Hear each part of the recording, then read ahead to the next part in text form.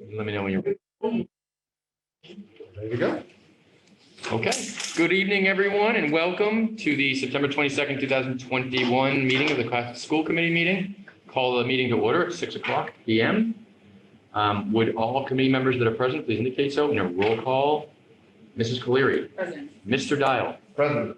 Mr. Kearney. Present. Mrs. St. Ange. Present. And I am present, Craig McClellan, so all committee members are present at 6:01 p.m. This meeting is being conducted in person.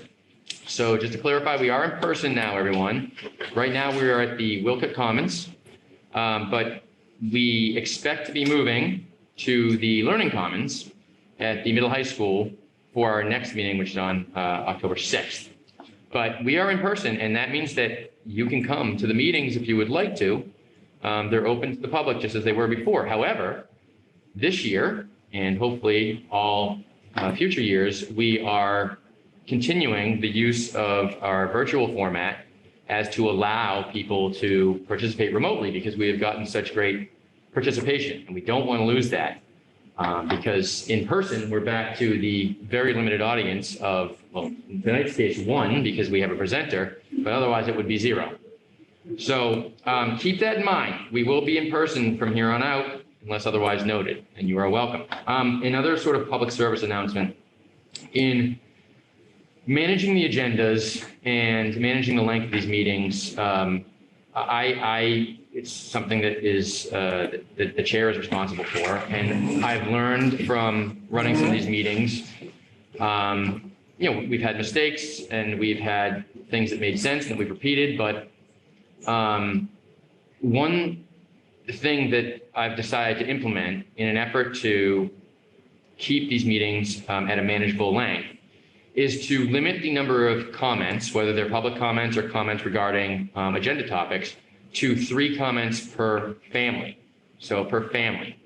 And that is the case and applies to you whether you are participating virtually through the Q&A feature on Zoom or whether you're in person. And those comments can be, again, they can be public comments, they can be related to an agenda item, they can be an immediate follow-up question to a comment you made and that was responded to. But each time you comment, it's going to count, and there's going to be 3 comments. And that is not to silence anyone. I feel that you can adequately communicate your thoughts in 3 comments. They can be lengthy if you would like, but obviously try and keep them to an appropriate and reasonable length.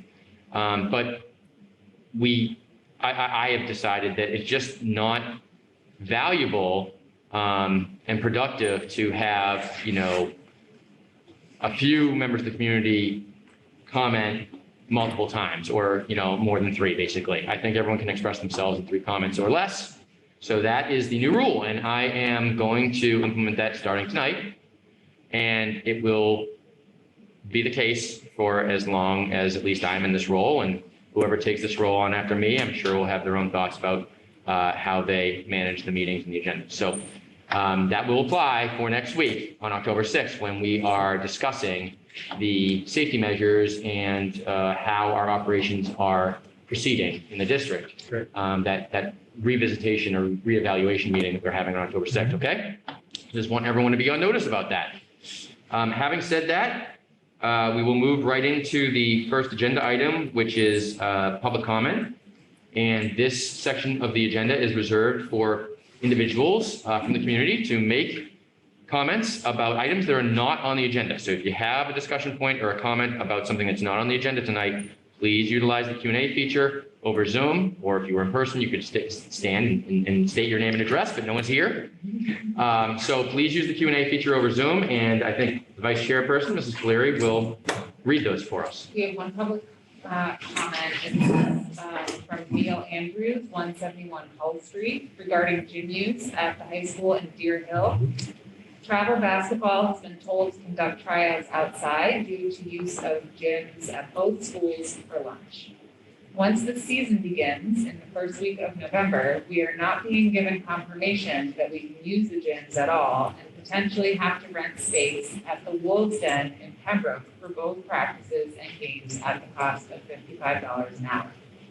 We understand there is a Safety and Protocols meeting on 10/6, where this will be fully addressed. We want to ensure that gyms are available as we have to report to the league and families what the status is. Other towns are already being given gym space, and we strongly feel we should as well. Okay, I can comment on it. Sure, I think that makes sense if you Yeah. have, if you're able to do that. Well, I am to a degree. Thank you for your comment, Mr. Andrews, and I also emailed with another individual, a gentleman who had a similar concern regarding use of our gyms. Right now, as the committee is well aware, and I know as the community is aware, we are utilizing our gyms to maintain the spacing that was voted upon at the August, was it 20th meeting, when we determined what our operational procedures would be for the fall, at least until October 6th. We knew we were going to revisit that. So, Mr. Andrews, you're correct. We are going to revisit this on October 6th. Clearly, if we stay with the same format, the breakdown and the setup of the gym, which is filled, both are filled with desks, which aren't so movable, it will not be a possibility. So, I think that is, I can't at this time, and the last part of your comment, which is ensuring the gyms are available, I cannot determine that at this point. That's something that, we'll have to discuss as a group on October 6th.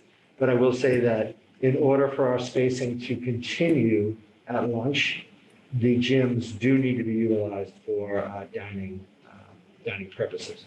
So just sort of a restating of where we are. And unfortunately, Mr. Andrews, I can't answer you right now, but you are correct that I'm sure we'll be discussing that along with other safety features on October 6th. Well, we can assure you we will. We can assure you we're going to talk about it. Yeah, can I follow up on this? Absolutely. Only full disclosure, I'm a coach in that league and I coach in grade. And last year, we didn't even have practice and other towns did. We basically got blown out every game, and that's fine. However, we just didn't have practice time. So it really has an adverse effect on the kids, not just because of the win or lose. Believe me, safety is the first concern here. I just gotta say, like, it's a 40-minute just drive to Wolves Den, Pembroke and stuff. So it's really difficult to feel, especially if like 6th graders, 5th graders playing basketball. So anything that we can do to be proactive and give the community a sense of like where it's gonna be, I think the sooner the better. But we'll know more the 6th. But I think maybe that if we could have maybe a plan to take the desks out or at least a conversation, because I know we have to do, are we doing that in high school for the varsity games, moving the desks out?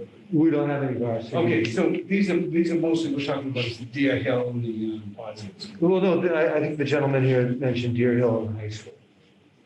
So right now, we're not as, correct? Yeah. Yeah.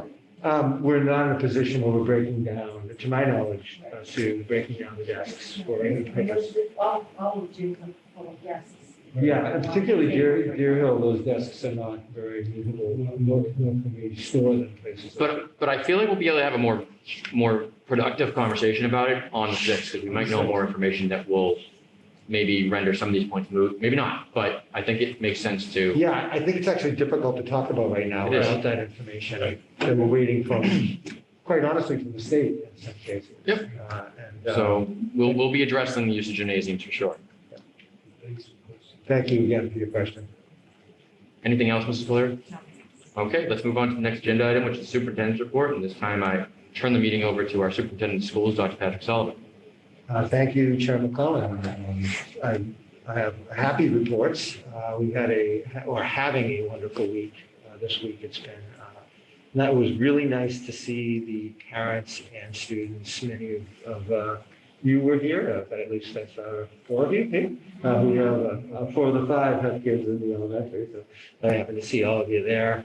It was wonderful to have the kids with their parents leading through the scavenger hunts and also meeting the teachers, and the teachers are at their best.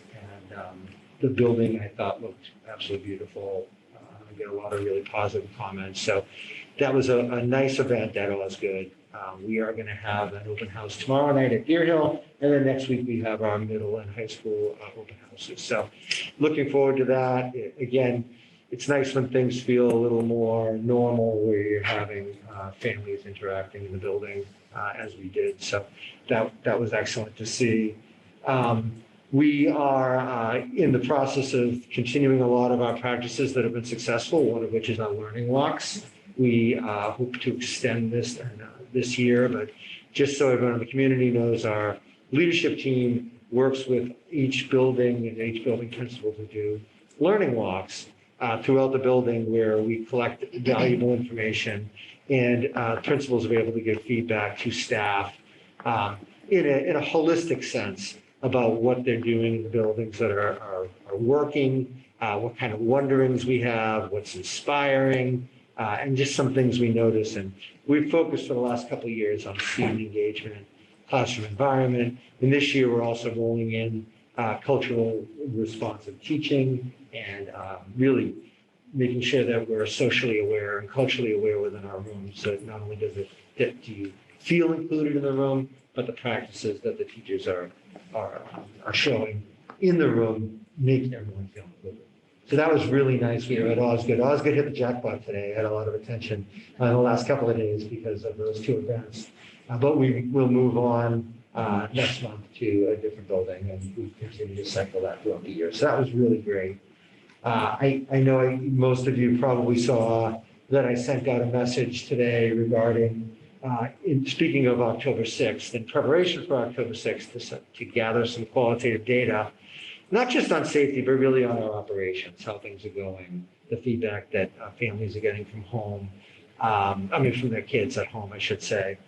We are having two, which used to be called coffees, although when you're virtual, coffee, you have your own coffee, hopefully. But we have two meetings happening, one on Friday. It's an in-person meeting in our community room. And for those of you who may not know where the community room is, it's the room that's adjacent to the central offices and my office. That would be 9:45 to 10:45 on Friday, September 24th. So it's this Friday. And anybody's welcome to come. Of course, we will be masked and in that room having discussions. And then we also have, for those of you who aren't able to make it or would rather discuss in a virtual setting, we have a Zoom meeting, which will be live streamed on Facebook. But just like you need to go on to Zoom to be able to comment back and forth, you'll have to do that in this meeting too. But that will be on Wednesday, September 29th, and that'll be in the evening. That will be from 6 p.m. to 7 p.m. So if you can't make the morning one, or you'd rather be virtual, please, by all means, do that. And it's more of just listening. We want to listen to your thoughts, listen to your concerns, make sure that we can iron out any wrinkles operationally that we haven't ironed out yet. And like any other year, the first few weeks of school is all about ironing out those wrinkles. It's a big operation, and we want to thank everyone for their patience and really thank people for the positive feedback. But we know that there certainly must be some things out there that we haven't heard about yet that we can attend to. And then it will also give us information to present to the school committee as well when we're looking at safety. Friday, I also sent out a message today. I was I guess I was sending out a lot of messages today, but on Friday, we have a half day, an early release day for all of our students district-wide, and it's professional development. And as she does so well, Dr. Scollins leads our professional development committee. So I'll let Dr. Scollins talk a little bit about what's happening. But before I do that, I just want to make sure that everyone knows the dismissal times. I did put them in the message, and the message is also in our announcements on the website. By the way, if anybody ever is watching out there and is wondering, geez, I missed the message, I always put the message on the website under announcements immediately after I send it. So if you ever wonder, like, geez, I haven't got a message in a while, you can go there and look, because I know, many of us get millions of emails. It's tough to keep track of. You can always just look on the website and you'll see it right there under announcements. But the dismissal times on Friday are as follows. The middle school and the high school is at 12:30. Deer Hill is at 1:15, and Joseph Osgood School is at 1:20. And I'll let Dr. Scollins talk a little bit about what will be happening for our staff once the students go home. It's always nice to know. Exactly. So this is a half day, as Dr. Sullivan just said, and we will be working with the Cohasset Police Department. We'll be doing our safety training. We'll be doing that at the elementary, and then we'll be doing it at the middle and high school, and that's a review of our protocols that we do in case of lockdown, shelter in place, using our ALEC protocol. So that will be part of it. Everyone will have that. The elementary and middle school, K through 8, will be having some new professional development for a new assessment that we're using for reading and math. And so this is very exciting for us. This is the first year we're using it. And so we will meet as a staff, and we have the professional development coming in from iReady. It's actually all virtual. So they will do this round, and then they're actually going to give us the professional development after we give the assessment so that they teach us how to look at the data, what kinds of reports we can use. So I think that's going to be very helpful. At the high school, they are working in content area and really kind of looking at their curriculum because we're aligning our curriculum PK through 12. We started it, and then we have made it a priority in our strategic plan. So they have already begun some work earlier in the year, but they will continue to do that, as well as our special education support personnel will be meeting with our Director of Student Services. She will be going over their requirements, understandings of how, their roles and responsibilities within special education. So it's a packed day for the couple of hours that we have it, but we're very excited about it. So That's great. yeah, so that's very good. Then I do have an update on MCAS if you want me to give it now, or do you have that'd be a something good time else? to do it, yes. Good time? All right. So today MCAS released results. So we received the results about a week or so ago. Families will receive results at the end of September. The assessment report and the assessment itself was different. So they only had 1 day of testing in each content area, and in the past they've had multiple days. So the reporting is a little bit different. So there's going to be a letter and information from the state that's going to show the differences. So you'll be receiving that. We'll receive them, I think probably around September 30th or so. So I would anticipate early October, you as a family will receive your child's report.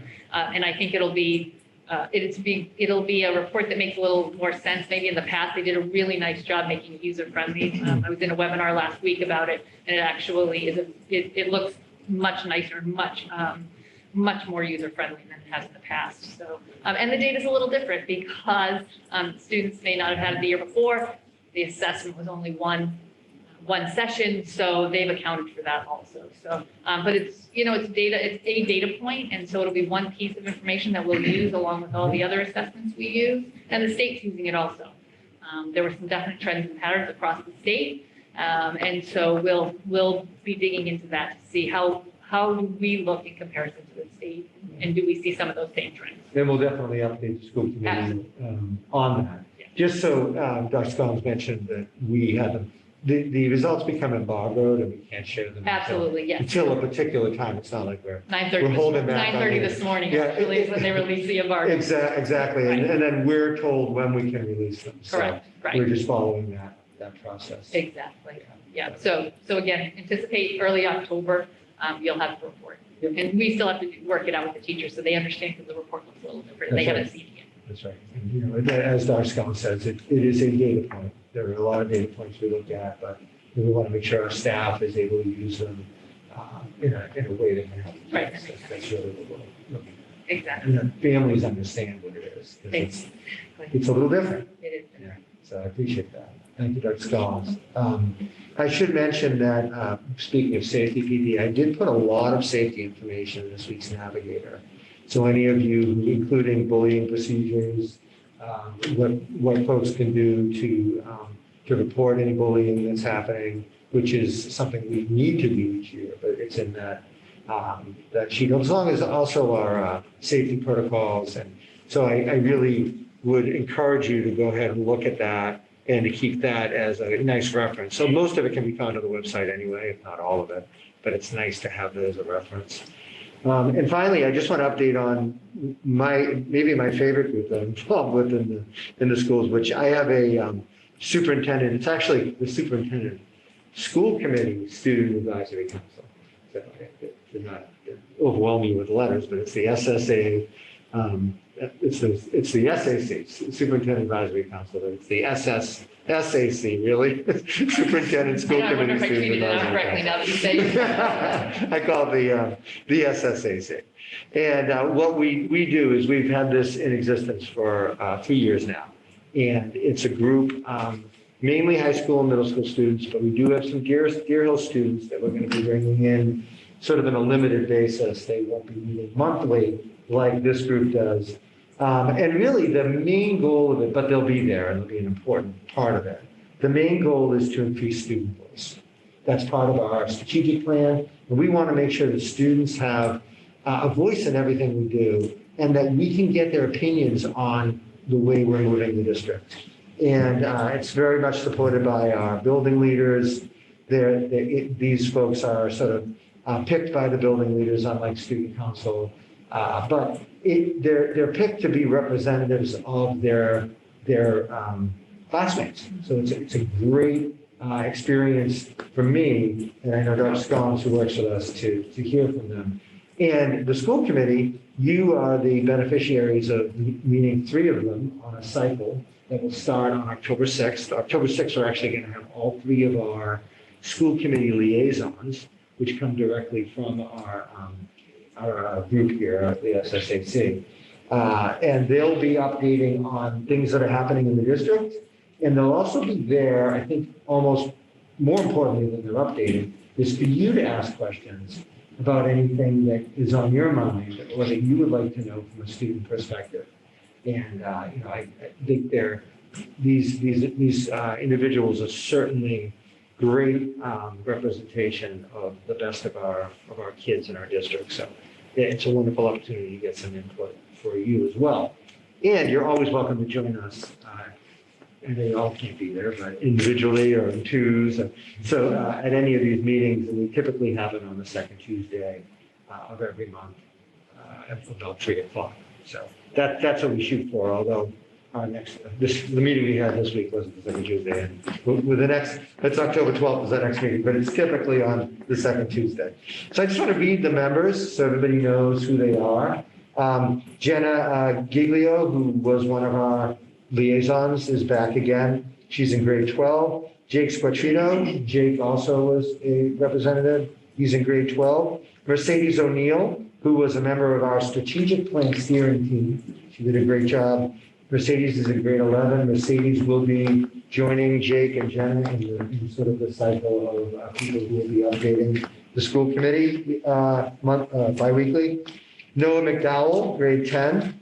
Charlie Lankow, grade 10. Grace Shaughnessy is in grade 9. Ella Lynch is in grade 9. And Nathan Askjar, who's in grade 9 as well. We have 2 middle school representatives, Amara Pierce and Jack Kearney.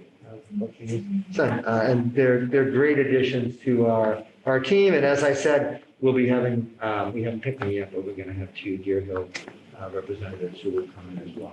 One of the things we're going to make sure we do this year, and encouraging voice, is to have these individuals, these awesome students involved in a lot of subcommittees that will be working with some parents, some kids, community members, some community groups, to make sure that as we work to further our strategic plan, their voice is heard on every page.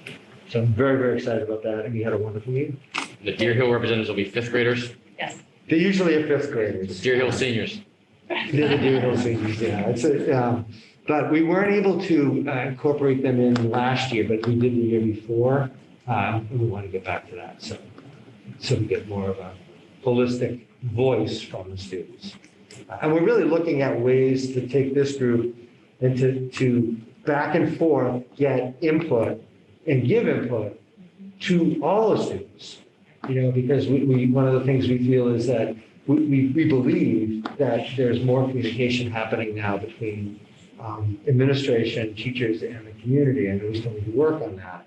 But I don't think necessarily it's all getting to students, and that's something we really want to work on, and that's really the main goal of these individuals, to kind of create those reciprocal communications, so we're all pushing in the same direction, so to speak. And that's my report. All right, it's a good report. So we have a guest here tonight. We sure do. Yes, and if you come on up, William. This is William Eldwell, if I get the name correctly. He's a grade 9 student. And William, once in a while, we have an amazing student like William who is moving forward to get their Eagle Scout distinction, which is just an amazing accomplishment. So thank you, William, for your service and for everything you're doing with our community to further it. And I know that's what you do to get your Eagle Scout. And William has a very exciting project that he'd like to update the school committee on. We would like to get your approval, and there's a bit of a funding element that would also like to get your approval for. So I'd like to introduce William, who is a ninth grader and hopefully soon to be Eagle Scout recipient. So I'm going to share my screen now and put his, see if you can see it. If not, you can go. I have something. I think, now, what you don't know right now is that on the people watching from home, which is everyone except for your mom, right? They can see your presentation, which you have to find. So if you want to, William, walk them through the presentation, or anything you want to say about your project, take it away. So I'd like to start off with saying thank you for taking the time to listen to my presentation. William, just nice and loud because of the mask. So, yeah.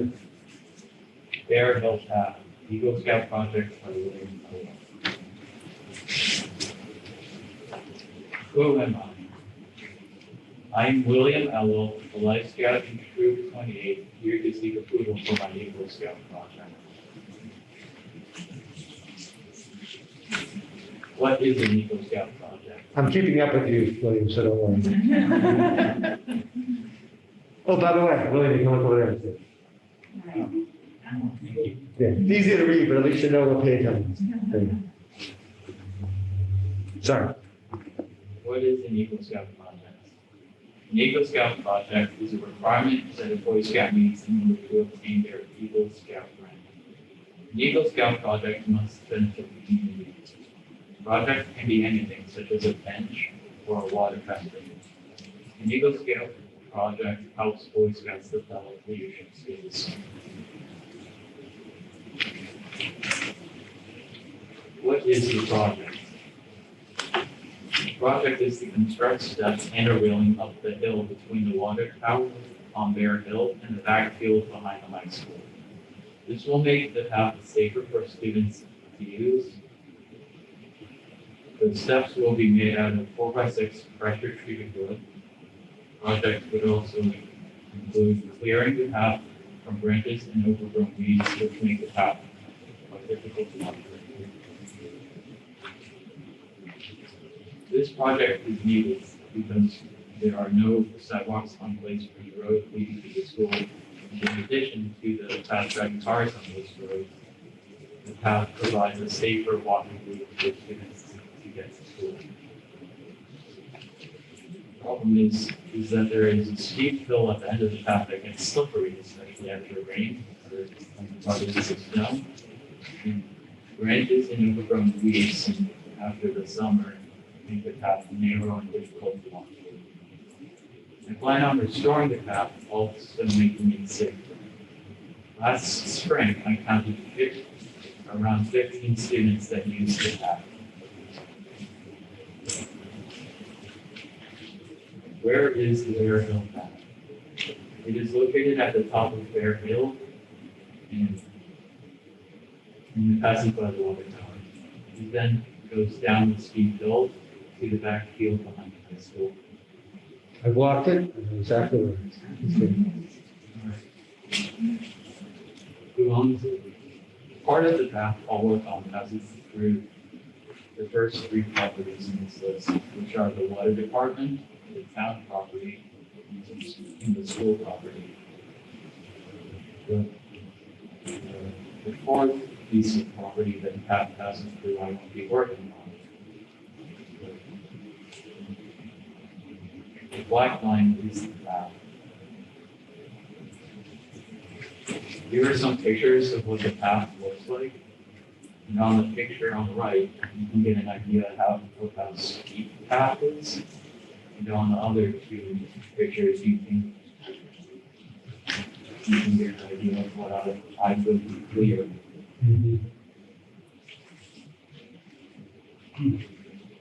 Here are some pictures of what I hope that the steps might look like. They will also have a railing.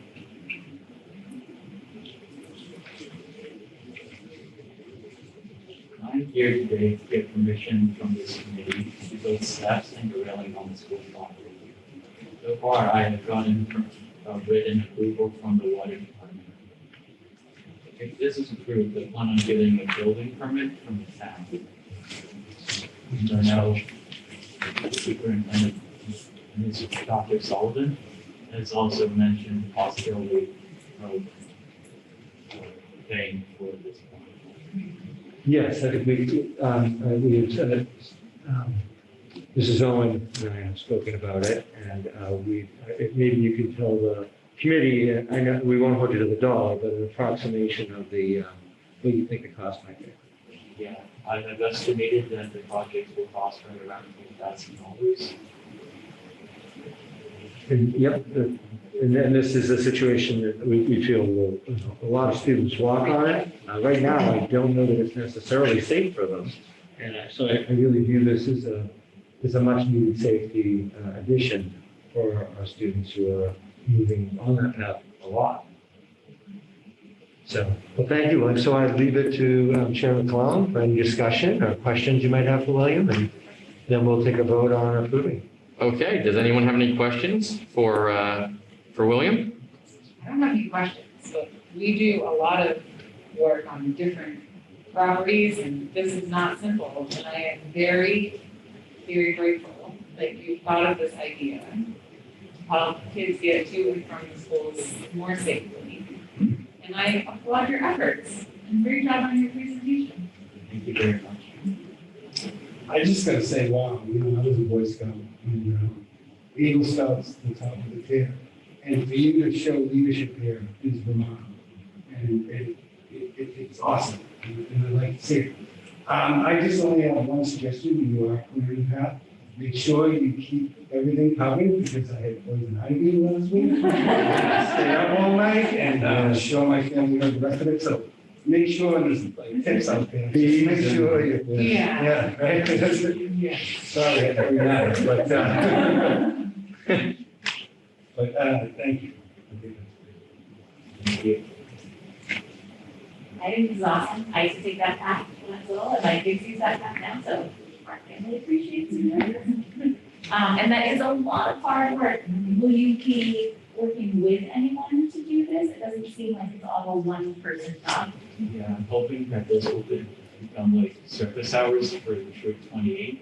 Awesome. And that younger scouts that need surface hours will run. Help with this project. Perfect. So it's gonna benefit even more people. Awesome. William, nice job on the presentation. I know it's hard to come to a group like this and have a complicated discussion, and I think you did a tremendous job. I, like the other members of the committee who've spoken so far, commend your initiative and very much appreciate your care for our community and your attention to safety. Your diligence in this presentation is also to be noted. I would not have thought to go through and do all the things that you've done about finding who owns land and getting permissions and already talking to the water department. I don't know where to find the water department. So, yeah, maybe I just take it in the water bill. We're supposed to pay for water. So anyway, this is fantastic initiative, and I really think this will benefit the school. I would say, as Ms. St. Ange alluded to, stairs like this look like a lot of work. I've done hard work in my own yard, so hopefully you are able to rally your troop around you to get some assistance, because I think you'll need it, but I think that the result will be well worth it, so thank you. Thanks, William. It's nice to hear that you're going to include the troop in the effort. Is there going to be anyone that's going to be assisting you with things like the railing at all or anything like that? You know, the actual, you know, like construction of it? I mean, what kind of railing is it going to, is it going to be like a metal railing that's like on concrete footings in the ground, or how are you doing the railing? Wooden railing? Or have you not thought about Yeah, it? you might be just still thinking. I am hoping for a wooden railing. I've also been talking to my Eagle advisor, Mr. Terry Ockley, and he is currently helping me think of some ideas to secure it. Yes, okay, so an architect may have some valid. All right, And William, I'd just say that keep in touch with Mrs. Owen in regards to the building permit, and then, of course, the inspection that would come with it to make sure that the construction, which I'm sure will be, but I know that'll be part of it, to make sure it's safe and fits all standards. You know, you've done a great job of keeping us in the loop on the planning process. I just ask that you please continue that, and I can't thank you enough for your efforts here. you should learn a lot from it, William, I think. You know, the civics angle of it and getting the permitting, you know, and obviously the manual labor, there's always some value in that as well. So thanks for thinking of this. Thanks for dedicating your Eagle School project to the betterment of the school district. And I don't know if there's a motion to approve this project and the approximate, was it $3,000 funding? Did you say 3 or 2? It's 2,000. 2,000. He's honest, too. So Before we do that, just for the record, is there any concerns from a budgetary standpoint? Do we know from what accounts will come from, and are there anything that we need to worry about from that perspective?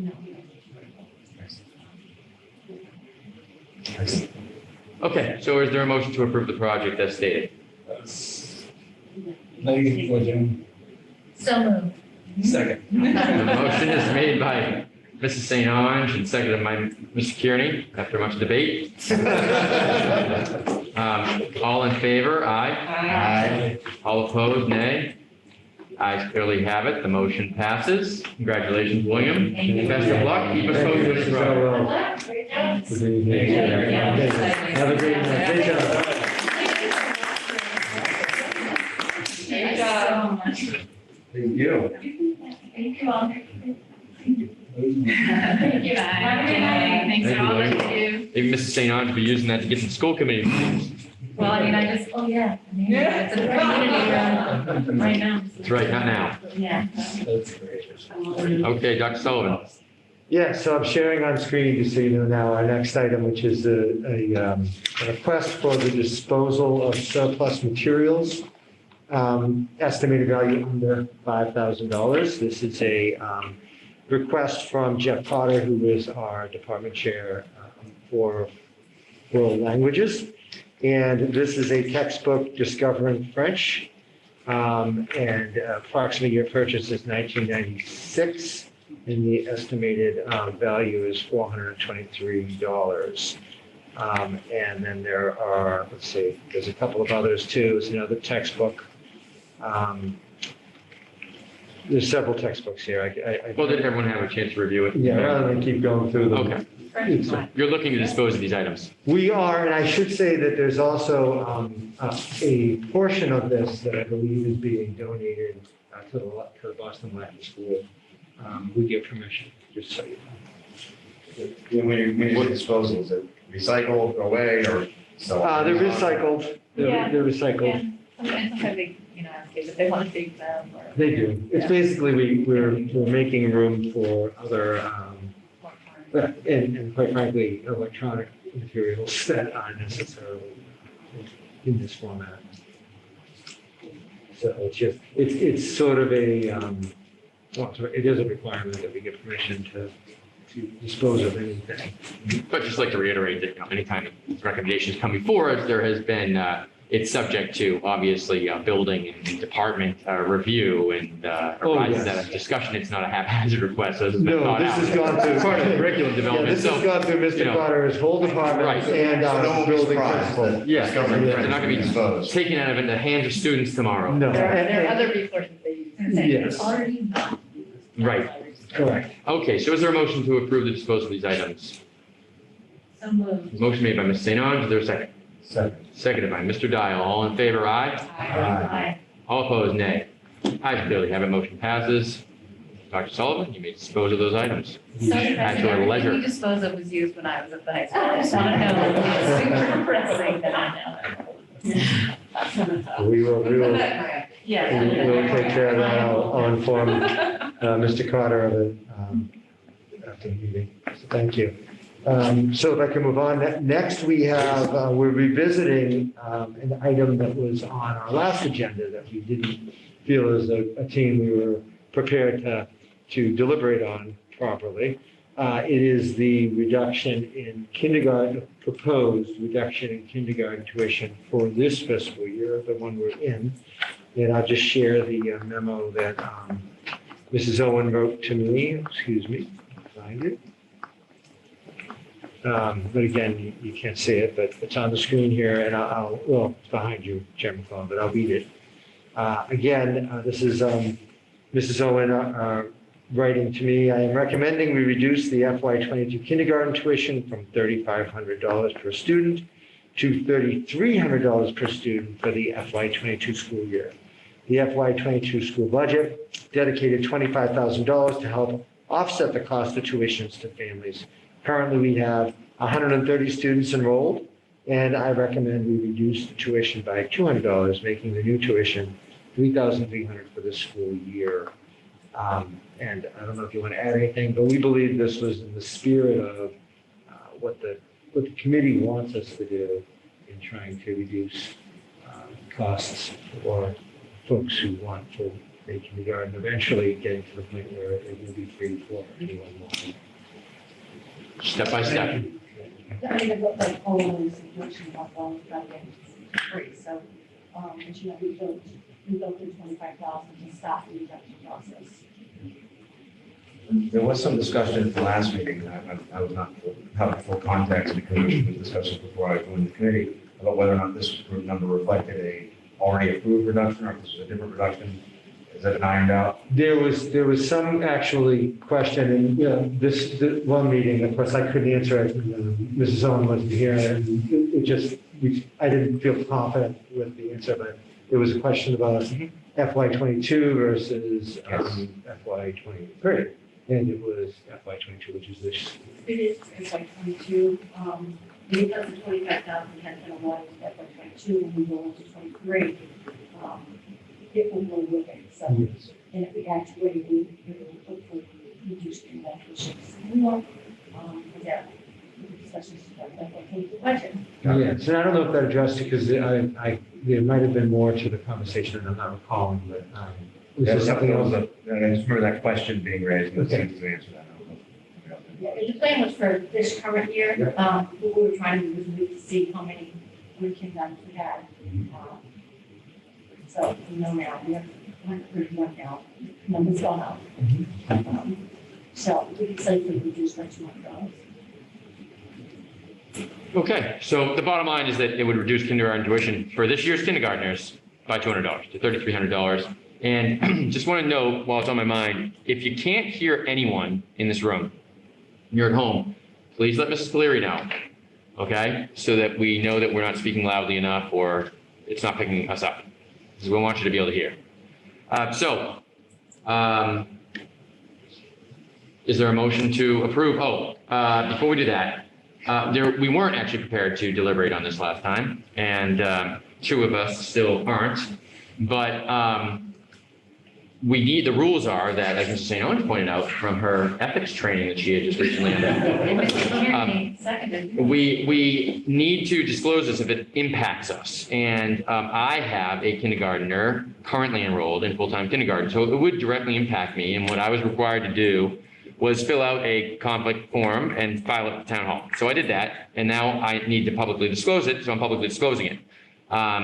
Two of our committee members are also impacted, but they won't be voting on it tonight. We still have a quorum without them, so we are going to proceed with it this time. The other two committee members are not directly impacted by this, so they do not have a conflict. So with that said, is there a motion and a second from, I guess, the only other two school committee members that can vote on this and take part in this to approve the reduction in full-time kindergarten tuition to $3,300?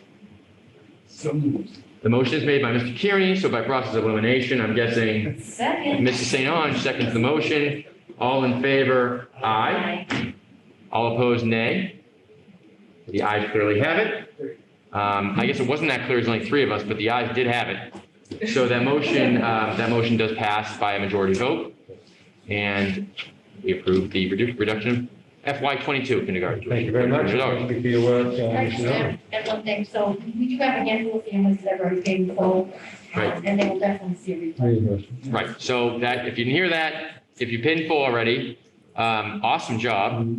You'll be getting a $200 check in the mail from the district at some point in time.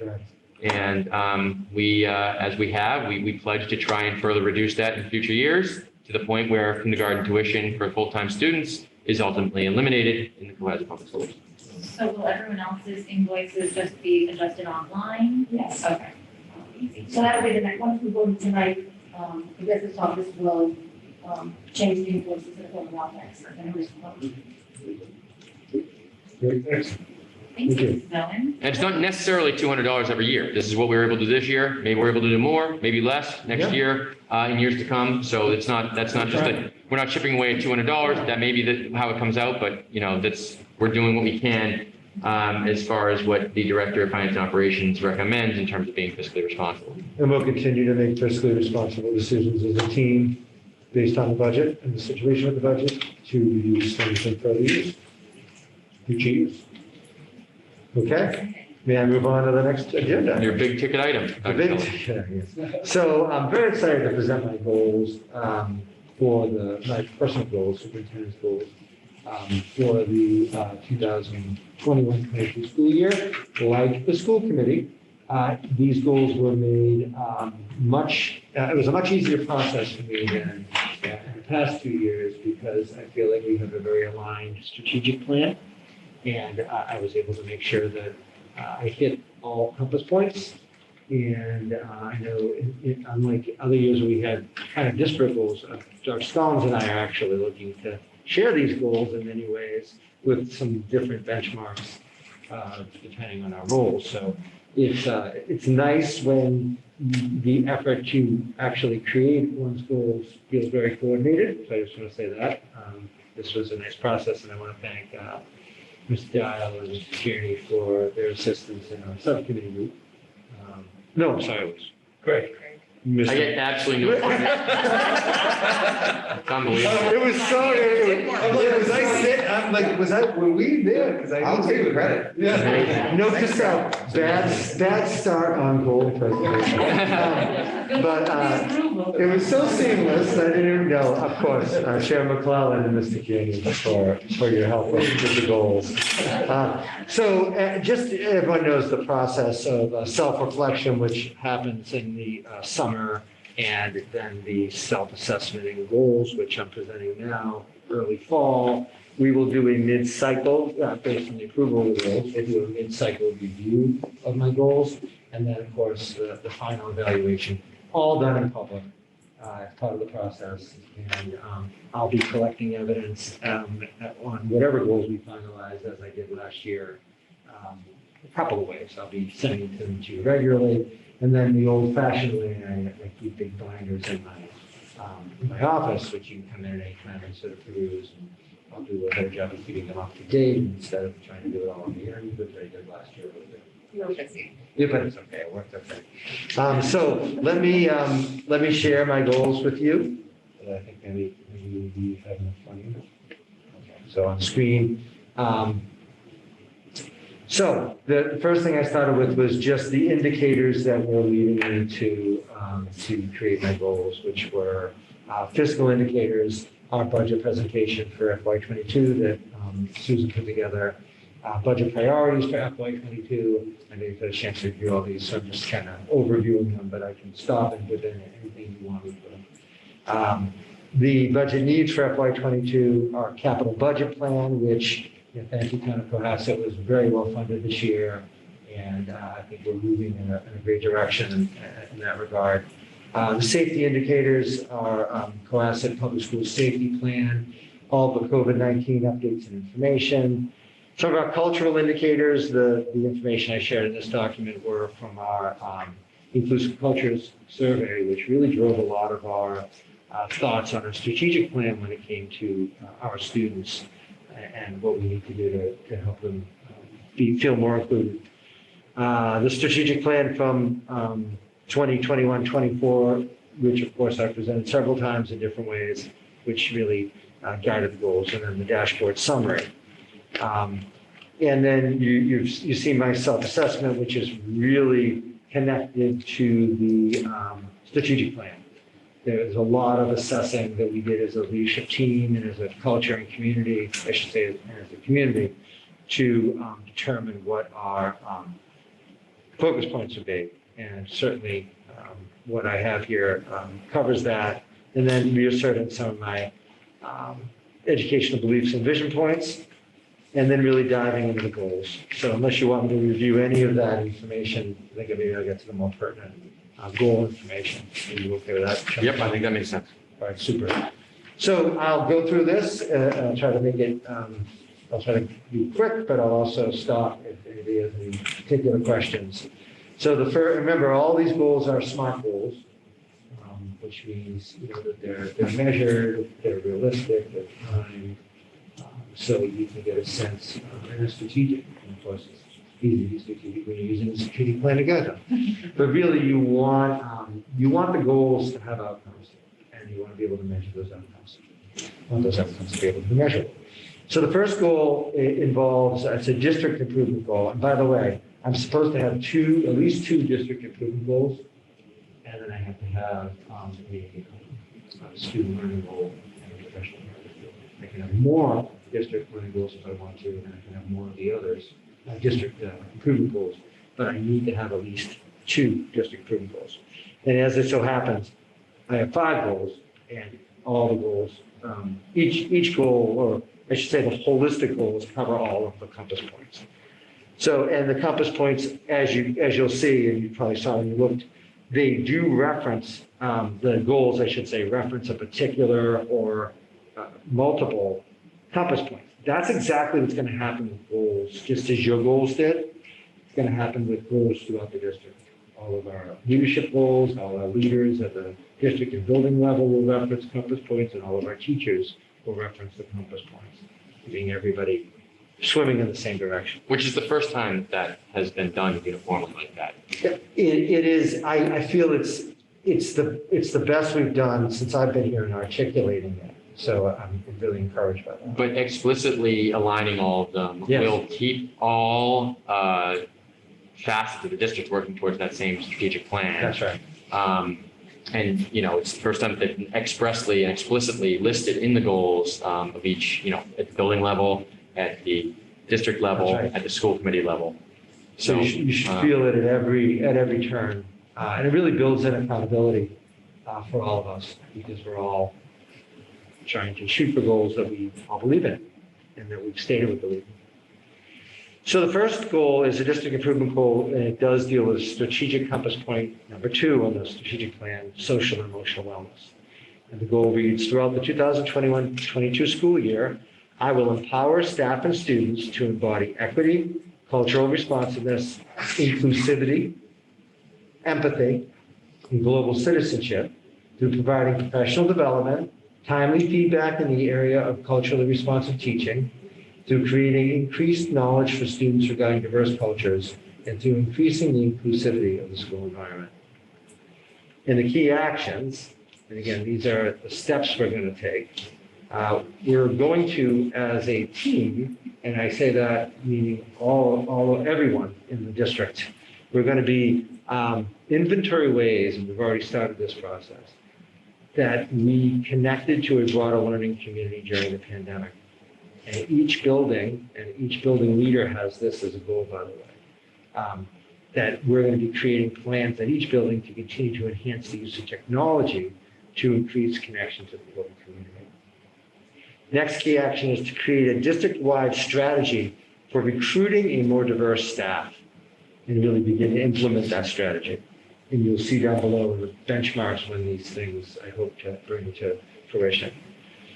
Next is to implement culturally responsive look-fors and leadership learning walks. We already started that process today. And at some point, if you would like to know what those, as evidence, but if you would like that to be more of a specific focus in one of our updates, Dr. Small can talk about what we're looking for in our learning walks. And a lot of this was developed work with police. With Dr. Warner Dr. and Warner. then Elisa Carl, our Mhm. director of NICO. And we actually did this work last spring and we created our kind of what does equity mean? And then also what are our look fors related to, culturally responsive teaching. Yes. And then those were shared out with the staff. They had input on all of that. And then That's right. today was the maiden launch of including them in our learning walks. And it Very was exciting. great. We saw a lot of amazing things, and we saw some things that, we're going to work on as a group too. And as you may know from the Navigator you've seen, we have a vision statement for equity, which I think you do a draft out of it. Those So, learning walks will give us trends and patterns. I think Yes. that's, alluded to that over, not just in one building, but across all our buildings.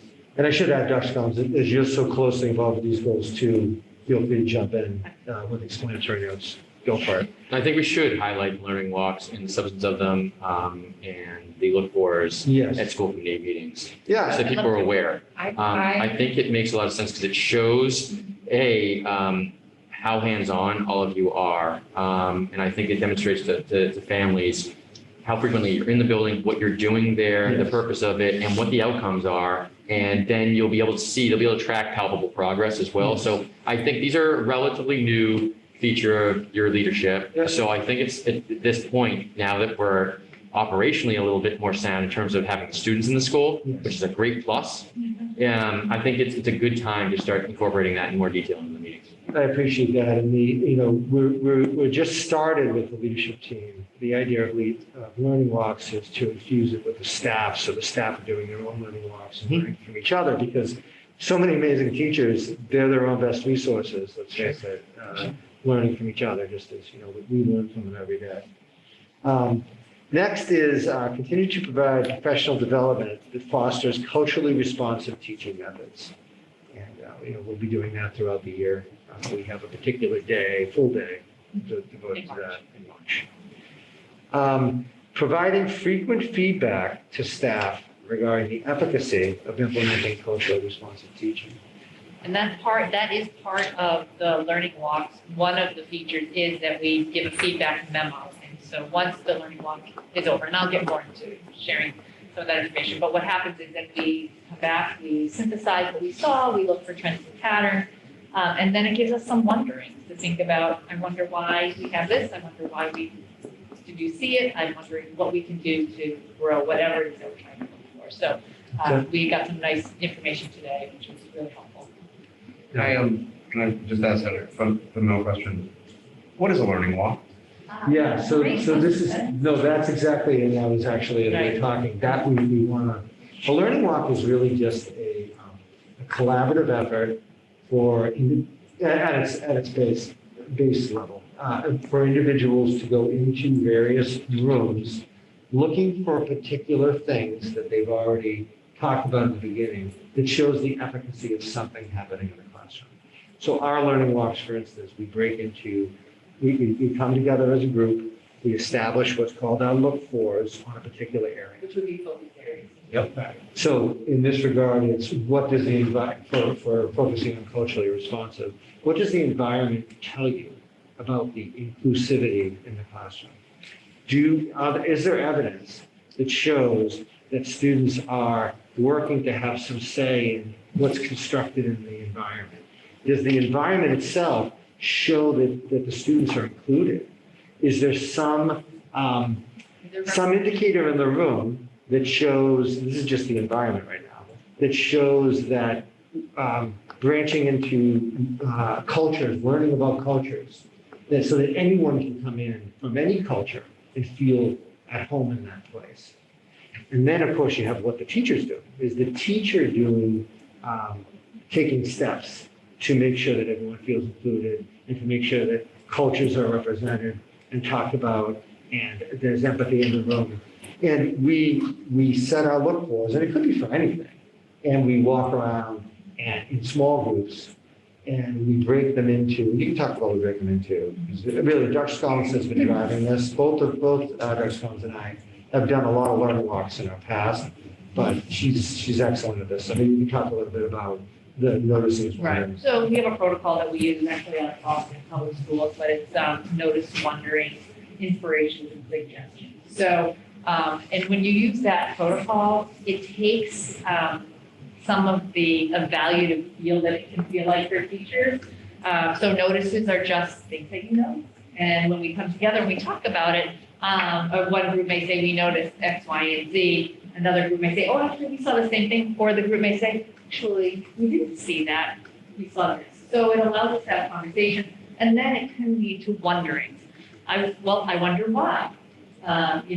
So for example, you may, look around and say, I wonder why some grades have this resource, why don't other grades have this resource? And what's in light of that?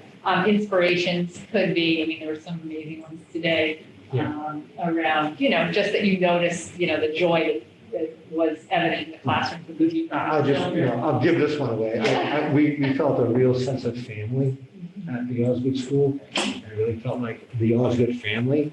That's an overarching one, but then it can be a lot more specific about how teachers are interacting with the kids, or what we saw in the rooms. I mean, the rooms, and those of you who went in saw they're beautiful.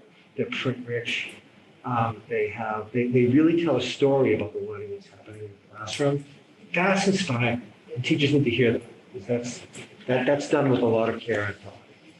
And then suggestions would be some things that we notice that we might want people to think about. And then those suggestions are generated into topics that the principal may use for discussion or work at the building.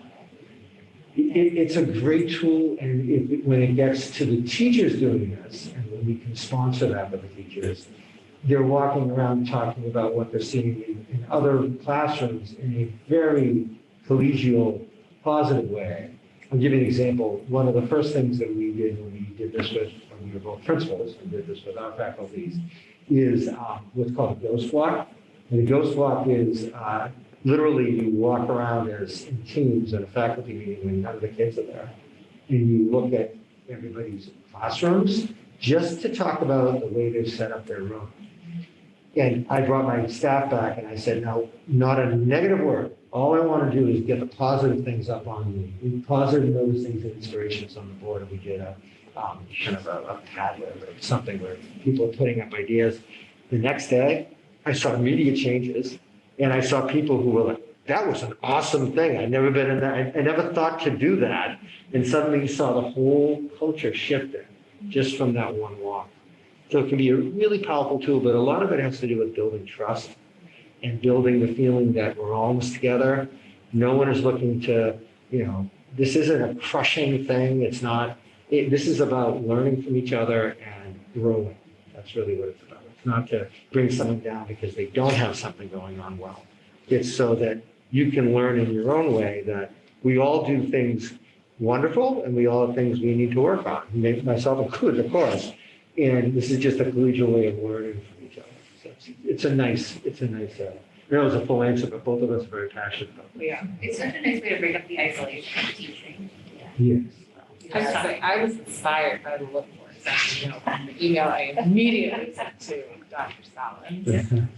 So excited. And we'd be glad to talk more specifically about that, although we did talk a lot. So anyway, moving on, that is that. And then this last bullet here in the key actions is to establish a format for students to learn about diverse cultures and increase inclusivity of the school environment. So that's kind of what I was talking about, how we don't want to just exist on the level of teacher professional development. We want to make sure that we have an organized and articulate way at each school to not only celebrate cultures, but to try to promote students being inclusive and empathetic and involving of people of all different cultures. So that's those are the goals. You can see the benchmarks, which go very much in line with the key actions, and you can see exactly when I hope to have everything. So the ones that you'll see in December will be reviewed you see with December will be reviewed in my formative, I would imagine. And then the ones that are throughout the year, you'll see some of them in my formative, and then you'll see, some evidence later, and then the format to establish inclusivity and learning regarding diverse cultures. I think there's going to be a lot of trial and error this year on that. Like, how do we get this to work for kids? But at the end of the year, I hope that every school has something that they're really using as a routine that's incredibly positive, and that will be used in future years. And it might be something we're doing as a whole district too. So that's why I put it in June. Not that we won't see it throughout the year, but I think we'll have a real firm idea of what we're going to carry forward into the next 2 years of our strategic plan.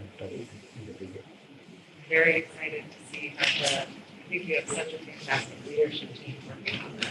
I'm so excited. And these first two goals are, approved by you, and really what we're looking to bring to them, and their benchmarks will be different as well. The second goal, if I may move on. So are there any questions as to goal one? Oh, yes. We're going to do these and then we're going to move on. I just think it's great that you're using a challenging time last year to create opportunities for just excellence moving forward. So I just want to commend you on that first key action. I think that was a really great example of it.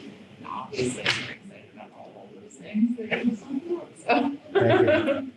And then will you come back to us in December and on all these benchmarks? Yes. And give us updates as to how they're going? I will. So the idea is the mid-cycle formative is usually right around then. And I think we did ours in June, a little late, this, but January is usually about right. And that will be when I will be presenting basically my evidence for all of these, any benchmarks and, that you approve, which will of course tie the key actions, which tie the goal. So the answer is yes. Okay. Any Q&A questions right now, as of now? All right. Goal two. Okay, goal two.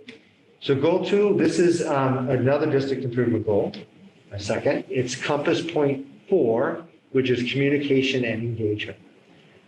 Throughout the 2021-22 school year, I will cultivate an environment of open communication, engagement, and collaborative learning opportunities among school, home, and existing collaborations with families and community, and through creating a plan for and implementing partnering opportunities. So this is the idea of engaging families, engaging the community, and it starts with auditing learning collaborations with the community across the district. Really getting a sense for how are we communicating, how are we collaborating with the community? What kind of community groups are we collaborating with? Just get a sense for it and getting it out there so everyone knows. And in many ways, this is making sure that Osgood knows what Deer Hill is doing and knows what the middle school is doing, and knows what the high school is doing, and vice versa, all through it. So we're pooling our resources as we're auditing them. And then, just as we did with the community, we want to audit our existing engagement with families. And we're going to talk a lot about what engagement means. And it doesn't just mean communicating.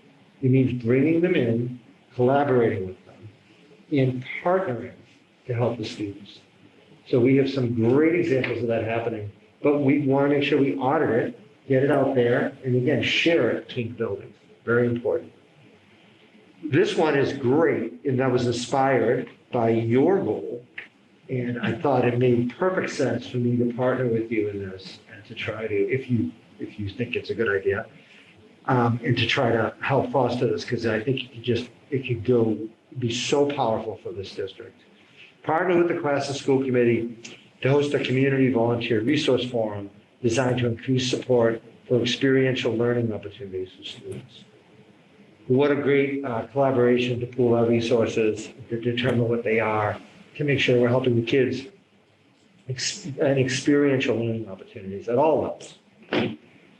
Next, create a plan at each building to further collaborate with the community. So I want each building principal to presenting with a plan on how they're going to further their collaborations with the community. And then implement those collaborative learning opportunities at each level. And then the same thing with families. Create a plan to engage families. So engage with community groups, engage with families. We want a plan. And then the last one is about increasing the use of committees, which include class and families. And that's at every level. So often you have to establish a committee internally, and then you bring in a family member. Sometimes you can bring in at the get-go. It's just whatever the nature of the committee is. And I think I've already mentioned with my student advisory council that I'm trying to bring them in for student voice and connect them to some parents. So we might look at an area like food services, for instance, just on my mind because of some of our subcommittee work, where we want to hear from students how things are going. We also want to hear from parents and guardians. Bring them together and in a helpful way, help grow that area. So I'd like to create, if you give me the go-ahead, committees that involve students and families to help us gain this sense of togetherness and collaboration. And then you can see the benchmarks down here, which start up with it's really, this one broke down to listing what we're doing, really creating plans to better it, and then to get into the plans and actually start implementing. And you can see the timeline that I set for it. So I leave that for your consideration. Okay, any questions? Goal 2. I think you answered it just now, but I just want to make sure I understand. I just had a question about whether it was existing or new committees that you were going to increase the use of. It's both, basically. right? It's both. Yeah. So there are some committees, like for instance, our digital learning committee, which we did not have a family member on, but we actually needed to get kind of our house in order internally. Yeah. But now as we think about the use of technology in a broader sense, to bring community members into it, it makes sense. Literacy committee Like can be literacy the committee, same we have a, thing. yep, we have a family, parent on that committee, we met today, our wellness, we discussed that last spring, so we're going to, we have a week. Yeah, And so we are going to bring on family members and students actually into that. So those are, so the committees could be existing, and then there may be some other ones that. and they could be new, like the food service or athletics or whatever it might be, perhaps it's a facility committee, whatever it might be, to gain that input from families as well in a manner that helps us grow. So I have a couple suggestions. I love this goal, and I think that bringing community into schools and leveraging our community resources is a huge potential area for improvement and bringing everyone together. In the audit, I don't want to change any of your words here, but in the audit, one of the things to think about is the tools that we have to communicate, making sure people are aware of how they can communicate. Yes. Anybody who's ever emailed with anyone on this leadership team will be surprised or not surprised that you'll email back and with a treatise in a minute and a half. It's unbelievable, your responsiveness. But are there other ways that people can get involved and communicate? How do they know who to talk to about what? As a parent, that was one of my first challenges, is understanding who the audience is for the things that I want to say. So what tools can be available for the parents to engage with the schools, I think would be really helpful. And then another one, on the other side of the increased use of committees is, and I don't know the answer to this, but something to think about is how do we account for and encourage working families to cooperate in the schools? People who have less time, who can't come in during the day, who can't be a part of those afternoon meetings, but may still need that and want to have a voice. Are there ways that we can get them involved in these committees as well? So overall theme, think expansive about how to bring in input and how to process that input so that everyone can be a part of this. Because I just love this goal. To your latter point, Lance, I think, or Mr. Dial, I think that you're actually demonstrating that point that he raises in that the superintendent's copies are coming up. Yes. One is in person, one's virtual. So that's one way in which you can ensure that working families or dual income household families where no one is around during the day. It's also an effort to be culturally responsive too. Exactly. Try to give times that it can work. Sure.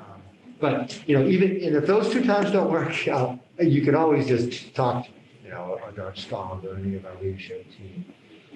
I really appreciate that, and I'd actually like to add some verbiage in the goal. One of the things you said that resonated with me is part of engagement is to go a step further with your communication. We are communicating, I think, we're communicating a lot of information, but perhaps we need to be a little more cohesive with the delivery of the information. But I think, just to kind of back up a little bit, when I came into the district, I felt that maybe there wasn't information getting to folks in a way that made them feel that they were being informed of events happening, and they felt a little lost. That was the feedback I got when I came in as a superintendent. So I really tried to make sure that everyone on the team was doing as much as they could to communicate. I think there are some pockets maybe it didn't happen as much as others, but in general, I think the level of amount of communication has gone up. But once you do that, we start increasing it. It's like you get a lot of wheels turning. Maybe we need to turn the wheel a little more cohesively. So that's something I'm going to work with my leadership team on. Great. And I'll put that in there. Anything else in goal 2? Going once, going twice. Goal 3, Dr. Sullivan. Goal 3, it's only 5 at home. So goal 3 is, this is compass point 1, teaching and learning. And this is, we want to drill down. It was interesting having conversations at the farmer's market, and a couple of folks wanted to make sure that, we had achievement at the high end of what we're doing. Absolutely. And I don't want people to, miss the forest for the trees here. We're always trying to drive kids towards achievement. So we wanted to make sure we had a goal that was a little more specific for me and Dr. Scollins about the actual learning that we want to happen through the support of our teachers and what we want to see for outcomes. So this one has to do with Compass Point 1, teaching and learning. Throughout the 2021-22 school year, I will focus the district on improving the quality of English language arts, ELA, and mathematics instruction K-8. Remember now, these are my goals. It doesn't mean that other principals at other levels don't have teaching and learning goals that apply to their particular building. It's just that we're really focusing on this as to the lead administrators here, by offering professional development, which will positively impact student achievement in the areas of ELA and mathematics. And our key action, we are partnering with a group called Teaching Learning Alliance, which is a very exciting collaboration. This is another thing I think would be nice to give the school committee more information on as we get rolling into it. And I think you will see these collaborations evidenced in some of our spotlights on excellence, for sure, spotlights on learning. But what this group will do is to really help us and provide assessment and coaching services regarding our delivery of reading instruction to create a more balanced literacy model in our district. Okay.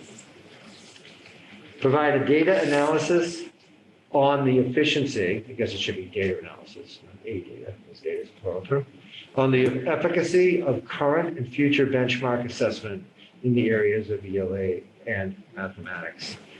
You could see from the strategic plan that we really want to focus on our benchmark assessments. We really need to, and this is soup to nuts on that. It's establishing them when they're not there.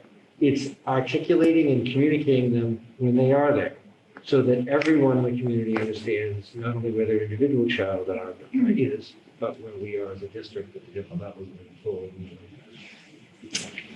forward. Create more consistent data analysis teams throughout the district.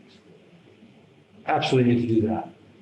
And we need to work with our staff on having more data dialogues and actually going through the process of what a data dialogue is, so that we can take away what we assume is the case and actually look at what is the case, and then make some determinations on what we need to do to help with the data. Continue year 2 implementation of Bridges Math K-5. I feel like we had a very successful launch of it, but we need to continue and go deeper in that. Monitor student achievement through the use of new and existing benchmark assessments. Create a more cohesive use of adaptive learning tools in math and ELA K-5. And then define roles of our reading and math specialists. I'll just remind you that based on your support, we were able to increase our reading specialists. We are able to add a reading specialist at the middle school, which is great. And we were able to increase and add 2.5 reading specialists, one in our Osgood School, one at Deer Hill, and they actually start tomorrow. And I'm incredibly excited about that. They're gonna have a lot. They're excellent educators.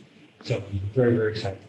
And then we were able to up our math support by increasing the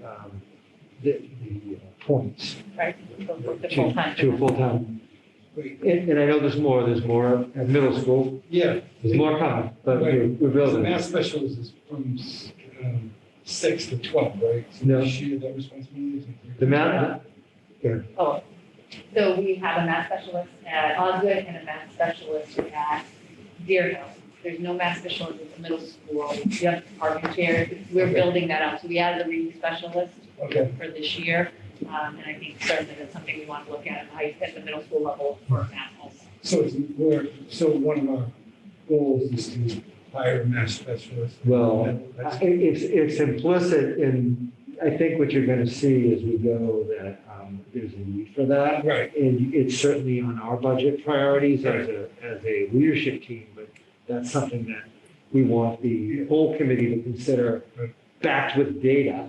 Right, which we'll see We're with gonna the collect all of it. SATs, right? We'll see with the And MCAS. math, well, yeah, Excuse me, yeah. And all the assessments that we do all along the way, Right. right? So that's. Last time we sent through a last MCAS report, Yeah. there was a huge gap between the math and the two different grades, if you remember. Yeah, And I think at the time it was like, was it the 6th grade or the 5th grade, it was just a huge there was. gap. Yeah, and it has been. I'm just telling you, there's a huge gap Well, there. And we're gonna know, to see if we improved on it. And one of the things we did that we won't see for a bit, but we switched our whole math program. So that was, and I think as we're not seeing the growth necessarily that we think we should see in math at the middle school level, I think that in math, some more math support, whatever it might be. Right. So will we see like a party of goals as they're ongoing? Will we see that if we get the data from the state driven, that we still have that gap in math? Well, Or English, or any other gap? in many cases, we need to actually create the assessments to give us the data that go beyond MCAS to show that we are or we aren't. Because MCAS is an important data point, but it's just a data point. Right. Like there are other things that give us it, but in order to really make calculated decisions, we really have to get a sense for where are they falling short, and in what areas of math, and is it consistent across all our benchmark assessments?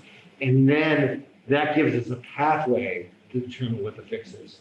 And human capital is huge. I mean, to hire a teacher, that's sometimes the best thing you can do, but not always.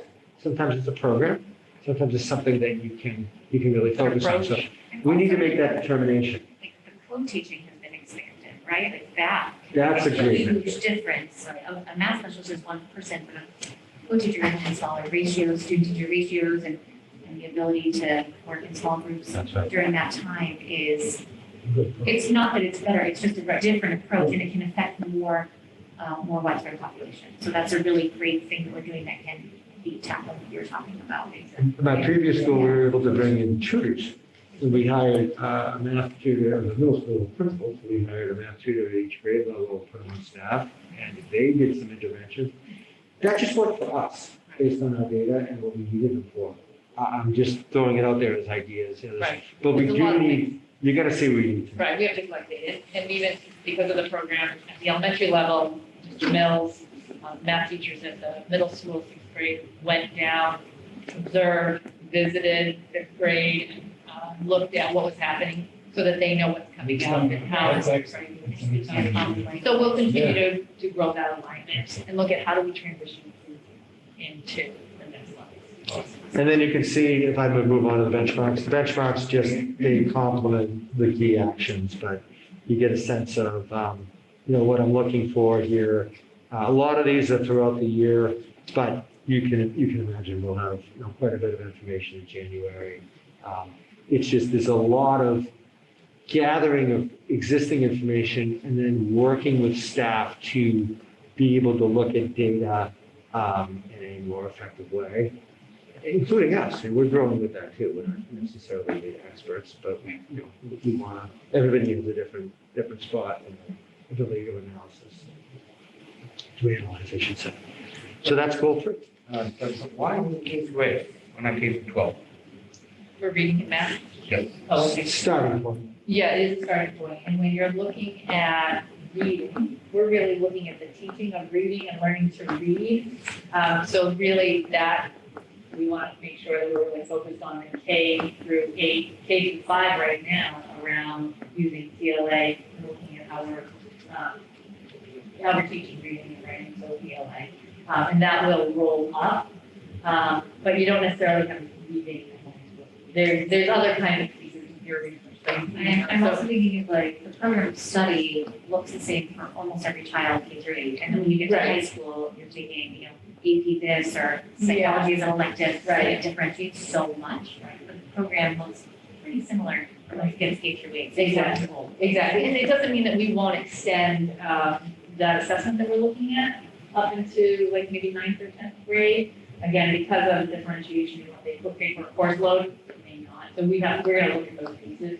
And then for math, because we have bridges and we're growing that up. So rather than doing it all at once, we want to be successful. So we're gonna build it out. But well, the question is also a good one, because remember I said that these are our focus points. Right. Doesn't mean that there aren't things happening in math, for instance, at the high school level, where we're looking at, IXL, things Right. that we can use. Often, it is a good idea to articulate from grade 12 down. That's actually the classic way of doing it, but we saw some gaps here in early numeracy and literacy that had to be addressed and had to be addressed immediately. Right. And that's quite frankly why we're doing it. So Particularly numeracy, that's why we got bridges. Right, exactly. But we really can improve. We have great practitioners who are using good systems, but we feel we can do more with a balanced literacy model. And we work in department chair on 6 through 12, so they're curriculum. So kind of doing multiple things on the. Yeah. But the excitement building bridges was palpable in the elementary. They they really bought into that, and my hat's off to them. The whole elementary group did a great job of that. thank you. Anything else?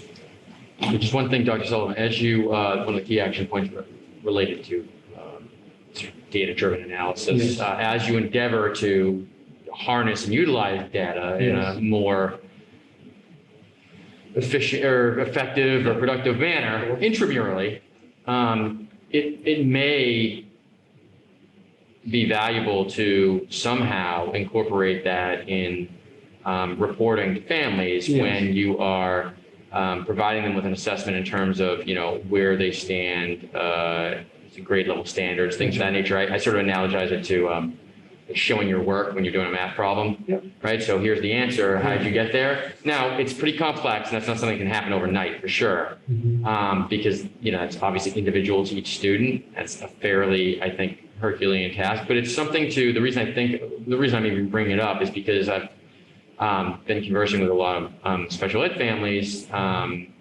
as of late. Yep. Just met with CPAC yesterday, and from a special ed perspective, it seems to be a sort of common denominator in terms of like maybe something that families are wanting. It's fair. But I think that generally speaking, it could be useful, not just from a special ed perspective, maybe especially from a special ed perspective, but just in general. I think it's something to think about. I'm not, I'm just saying, No, I think it's. looking at that key action, it might make sense. That's well taken from me, and I think, yeah, we do, we have room for improvement there for sure, and there are programs that we can look at that can more effectively provide that information and provide output that we can supply to parents. So that's something that I'm sure we'll do as we look at our benchmarking. I'm just thinking of like, early, development and. Right, I think it's just, a good point that you bring up. It actually came up in our literacy committee today, talking about how do we make sure that parents get information, that it's not overwhelming and that it makes sense.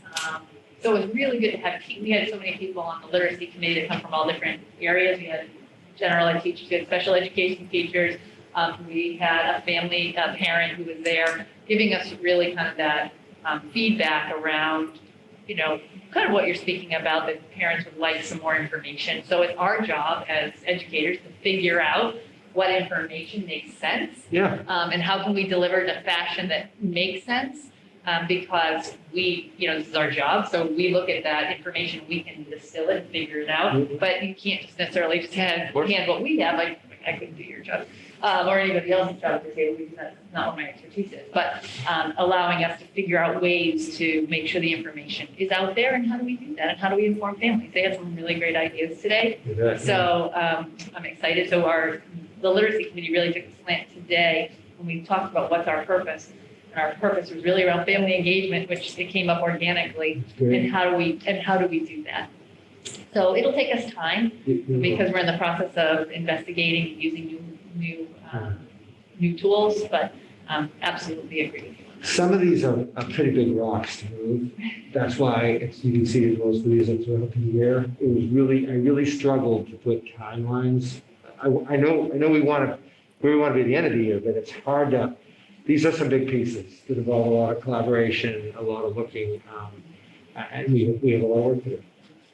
I was going to wait until my board has suggested, but it seems to me like goal 2 dovetails with these 2, 3, and 4, because goal 2, if you do the inventory about what parents are getting, or families or caretakers, That will help with that.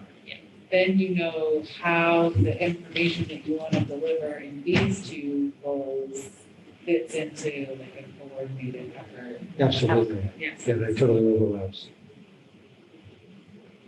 Okay. Really nicely complements what Mrs. Sirwalker was talking about last night, like tiered letters and communication, just letting everyone know. All of And it's all very evenly complementary. Yeah, it's so interconnected, right? So our MTSS, obviously, there's, interventions, and we'll be talking about literacy, it's all weaved together. So it's just going to be, like Dr. Sullivan said, they are big rocks. We're going to keep moving forward. It's just going to take us some time. We want to make sure our staff is knowledgeable and they're trained so that they can share with the families. And so there's just, a lot of fun. We get there. MTSS is a good segue to. Sure is, to goal number 4. So this is, Purposefully, I feel like, aligned. if approved, this is a goal that will be shared by Dr. Collins, Mrs. Sawaka. Me. So here's the goal. This is compass point 1 and 2. Throughout the 2021-22 school year, this is my professional practice goal. I will collaborate with district and building leaders to create a cohesive, multi-tiered system of supports, which is what MTSS is, which will better facilitate interventions for students in grades K through 12. Can you please just generally explain what MTSS is before you get into it? Yeah, I'm gonna let Dr. Collins do this because she's better at it than me, quite honestly. But it's basically the word tiered is key here. And I'll let her go. Thank you. So maybe in your past life, you may have heard of response intervention, or RTI, which has now evolved into the term of multi-tiered system of support. And so it's a way of making sure that students get what they need based on where they're at. So when we are looking at students, we have benchmarks and we know where we want our students to be. If students are not able to access the curriculum or make the progress that we want them to, we have conversations about what can we do. So at the teacher level, the grade level teacher, they may do things within their classroom to help engage a student in a different manner, differentiate their instruction, whatever they think they need to do. We also have groups where, child study groups where you can go and talk and get some ideas from your colleagues that can help you with that.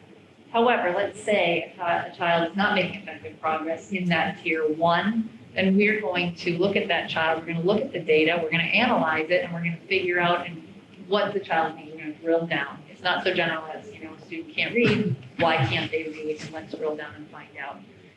And then at that point, we will give them an intervention specific to what they need. It could be anywhere. It could be academic. It could be social, emotional. It doesn't have to just be reading, writing, and math. So we'll do that. And then let's say at that point, still a child is effective progress. We're gonna come back to the table. We're not gonna let them flounder. We're going to have a period of time, 4 to 6 weeks, look and see, are they making effective progress? They are, okay, good, and we're gonna keep the course and we're gonna continue those interventions. If they're not, we're gonna come back to the table and say, okay, so now what do we need to do? So we're gonna give that child even more interventions in the area of need. And then we will collect data again and progress monitor that child, and if the child is making progress, great, that means we found the secret sauce and things are going in the right direction. If not, then we need to do some more digging, we may need to do some other kinds of evaluations and assessments to see what's going on with that child.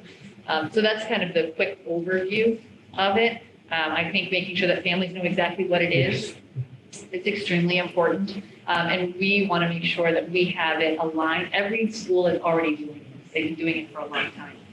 However, each building may have a different manner for which they approach it. So now this is what this school is going to help us do, is that we're going to align it so it's more consistent. It's going to look different at different levels because the kids are at different levels. But in general, the overview is that we do support to kids where they need it. We increase that support as needed. And, you know, hopefully, if we've done our job, we will have less students going to further assessments for special education. But if they do go, chances are, and our hope is, that they absolutely need it and they have a disability. Yes. So it's, you know, it's just a way of making sure that we don't drop it. Missing. Dr. Scoggins, MTSS synonymous with IEPs. It is So- not, it's two different things. That's a great question. How do you differentiate? So so the MTS is a general education process. So you, any student is part of it. If you are a child who has qualified for an individual education plan, that doesn't mean that you would be part of the MTSS, right? So let's say you are a child who has qualified and you have a disability, so therefore you have reading support based on your IEP. You could still be an MTSS for math or social emotional or anything else. In addition, if you are someone who is going through the process of being evaluated for special education, MTSS is still in place. So you are still getting interventions based on your child's needs. We don't drop that. That doesn't happen. However, I will say that Barbara Solanka and I work hand in hand because we need to know what's happening in all of it, right? Because they're all our children. They're all our students, no matter whether it's general ed, special education, whatever. But they are not the same. And MTSS is not the road to an IEP. Right. I think that you might be asking me that question. I've heard that And the other before. thing I think that's really important That's is not that what I mean. at the top tier is everyone. So Right, everyone. So the part of this is improving our general instruction practices, as well as really looking at data. Again, creating effective and efficient plans and communicating that information regularly to families to get their input. So this goal and this practice, actually, it sort of circles around everything we talked about with learning, with engagement, with supports. So this is, I think, a nice goal in that regard. Wish I could be. Yeah, I'm sorry for the interruption. I just Yeah. thought that with this particular Yeah. goal, it made sense It for does. Dr. Scoggins to elaborate on that a bit. It's almost as if she could write a dissertation on that area, Maybe. which she did, by the way. Yes. All right, well, wonderful. So this is what we're doing. We're reestablishing, and we say reestablish, because we actually I'm not using the pandemic as a crutch here, but we actually established it Right. right before we went into a pandemic. And we have to reestablish that, which we really have already, the steering committee. Establish building-based professional development, which is ongoing. Ensure the staff is knowledgeable about and comfortable with MTSS as a strategy at all levels. Ensure that staff is knowledgeable about how to use data to drive instruction and interventions. And then create consistent documents to be used across the district. It might seem like a little thing, but it really isn't. Unifying us in the way we document things. create family notification letters regarding MTSS. And by the way, that sounds a little cold. It's not just letters, it's really family communication, you know.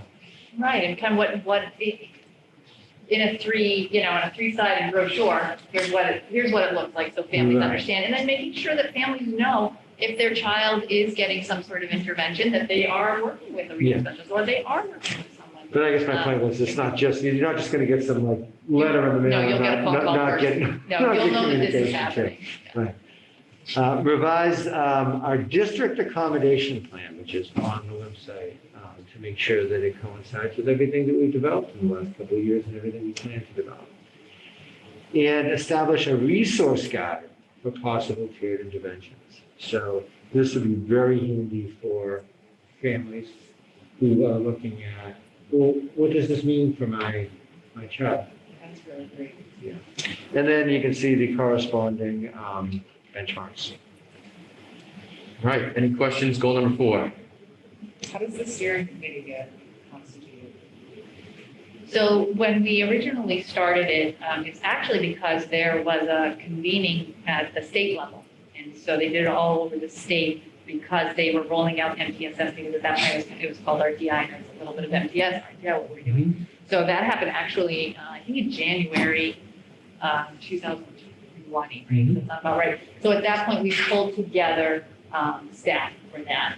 And at that point, we realized that we're going to open up the steering committee a little bit, because it was a little bit heavy on special education, to be honest with you, when we went to the convening. So that's how we kind of started it. So we were putting it out there to get other people on, get other staff on it, so that we had a kind of a broader spectrum of staff. This is a good example of I feel like we need to get our internal house in order a little bit. Yes. And then bring in, Absolutely. community again.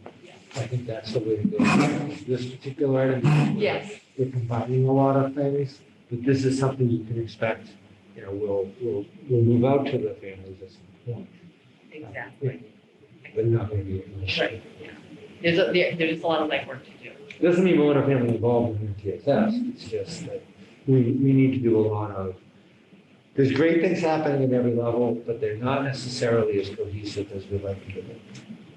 But I do foresee, as we align everything, being able to have some communication, two-way communications with families to see, does this make sense? Yes. How about this? Can you understand this? Like this, are these things that we're trying to communicate there? So I do think that part of it may not necessarily be on the steering committee, but it doesn't mean that we're not going to get family It has to input. happen. if Right, it's we're going to not get work. family input all,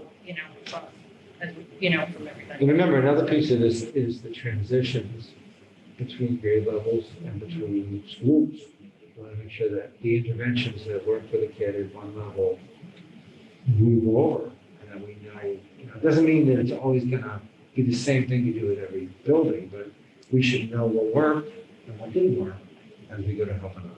We're doing that now, but I think this is all about articulating it a little bit. So that's that goal.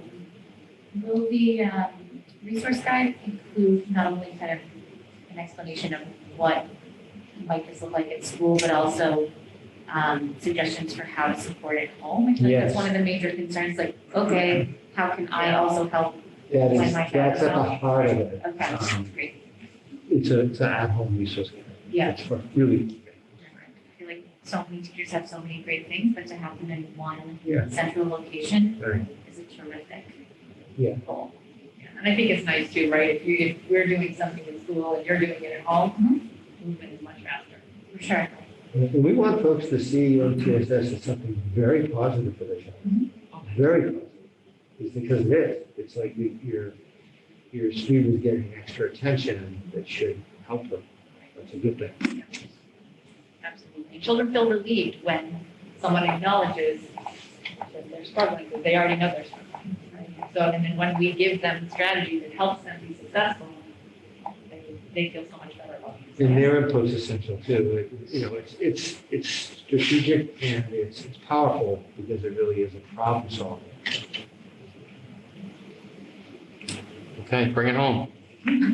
Number 5, district improvement goal number 5, compass point number 3. There's all the compass points. Develop the 2021-20, and this is shared with the lucky Sue Owen over there, who's sharing this goal. Throughout the 2021-22 school year, I will collaborate with district and building leaders to maximize effective resource allocation in the areas of staffing, transportation, facilities, learning spaces, technology. You can see a possible goal for Lisa Radden here, and facilities systems. So the key actions are to establish a district-wide strategy for recruiting more diverse staff, which we have, that's the staffing. Apply through the Massachusetts School Building Association for a new middle and high school, which has been, that's in the strategic plan. Continue technology pilot program and learning space creation. Analyze the current state of facilities and capital needs, which I know we're going to do a lot of that work in the Facilities and Finance Committee as well. Oh, there it is. Continue to work with Budget and Finance subcommittees to address budget needs regarding facilities. Create a long-term plan for capital funding initiatives. Continue to improve facilities processes, everything that has to do with the upkeep of our buildings. Explore cost-effective service/transportation systems for our students.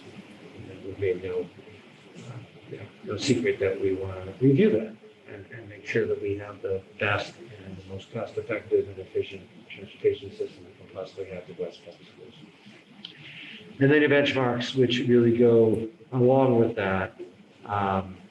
So that hopefully covers a lot of what we're looking at in terms of Compass Point 3, which is facilities and resources. On, Questions? yeah, on the second bullet point, apply for the MSBA for new middle and high school. The earlier goals and actions really seem to be something that's kind of within your control. And of course, the application, I suppose, should be, but I guess, Chair McClellan, I know there's a facilities committee. I know there's interplay with the other parts of the town. I know there's a lot of dependencies on there. So I'm just wondering if that should be a superintendent, if we would recommend that being a superintendent goal, or is that something we should have in a different spot? Because I don't want our superintendent to have a goal that is outside of his control. So distinguish, it's an application. It doesn't really mean anything other than that. You have to apply to be considered. And they may not consider us as a viable. Right, but I think you would want that application to be in sync with whatever determinations are being made by the facilities committee and by the town at large, I would imagine. That is correct. But you have to, we have a meeting with the School Board Association, so Dr. Sullivan has to ask every year for. Well, we haven't yet. Yeah. So this is the So I idea. would say that it has to come from him. Right. For this. No, but What Mr. Dial is saying is that this school facilities committee has been constituted to analyze the merits of that. And if that committee were to hypothetically decide that they would prefer to recommend a large scale renovation or something. Is that what you're saying? Yes. Well, we still have to apply through this. You still have to go through. Because renovations and everything. I'm just saying that, I guess I just food for thought for you is that by my applying through this with obviously Sue helping me with that, it doesn't stop. It doesn't mean anything's gonna happen. Right. It has If to happen. something happens. It doesn't take tools away from the group, but I do understand your point, and I would certainly adjust this if you think. So I think all you have to do is just work with the school facilities committee. You getting that? Okay. 2, apply for, because that body will be involved in deciding whether or not it's even warranted. But B, if there is an application, it would be a town application for that participation in that program. So the superintendent would be a necessary part of it. Right. And I do think that it should appear in your goals because it's aligned with the strategic plan and also aligned with another committee in town, which is also kind of part of your other goals. So I think it should stay in there, but I think to be accurate, I think you'd be working with that other body. In doing that, should they decide that that's. Do you think I should say work with school facilities committee to consider the Yep. application? Yeah. So that kind of. Yes. it Or takes- towards a new middle high school, or put towards. I understand what you're saying, because I'm kind of on the hook with this. And Yes. that would get me off the hook. Yep. Well, it also, there are also timetables on it, correct? So if we don't apply, like, because for years, we didn't apply for anything. Yeah, it's a number of years out, Yeah. even if it was the worst case scenario and they were like, wow, you need it like immediately. I'm not saying that's how it happened, but even with that, it's a number of years out. It's kind of like a town warning. Don't apply every year. Yeah, exactly. Well, yeah, that's You're never right.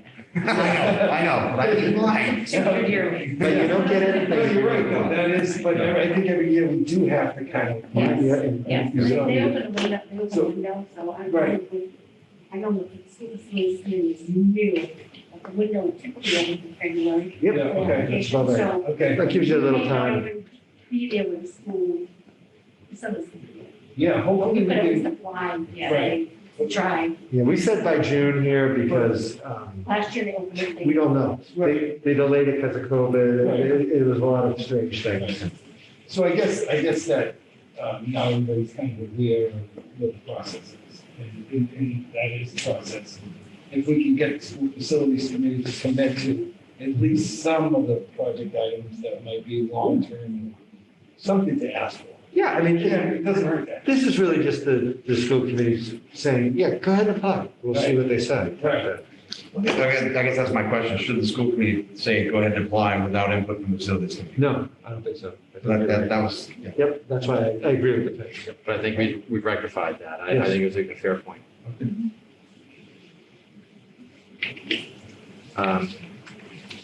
Okay, are there any other questions on 5? Does that conclude the superintendent's report for It tonight? does. Thank you for We your, have to vote for free. you do, you Oh, have. we do, for the goals, yes, thank you, You might sorry. want to approve it with the noted. Yeah. Yep, we are, yes. So is there a motion to approve superintendent's goals as presented at tonight's meeting with the addition of the most recent revision as to goal number 5? So, sorry. Second. Motion's made by Mr. Kearney and seconded by Mr. Dial. All in favor? Aye. Aye. All opposed? Nay. Ayes have it, clearly, unanimously. Motion passes. Those goals with the noted revision, Dr. Sullivan, are approved. Wonderful, thank you. Thank you all for your very thoughtful comments and thanks again to Chairman McClellan Yeah, and Mr. Kearney for your help in this. day later, dollar short.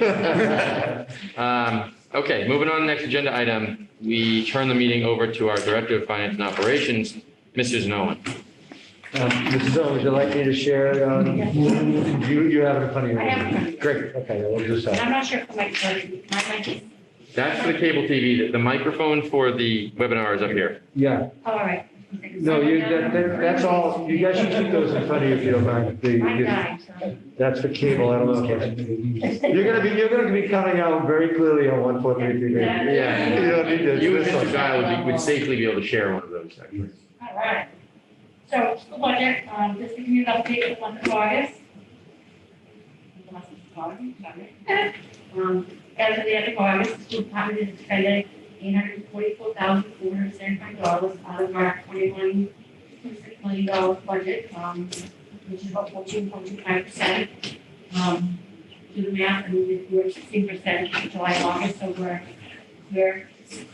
doing well. We're behind, we're not spending as much as we should have by this time. We've encumbered most of our supplies and materials, on purchase orders in the amount of $2.247254 million. The remaining available balance, about $18,592,000, which will be expended by salary accounts and any other school department needs that cannot be anticipated or cannot yet been coming on purchase order. Currently, the system we have, we cannot encumber salaries with purchase orders for their accounting system, so salaries are not encumbered, which is what the 18 million will continue to support.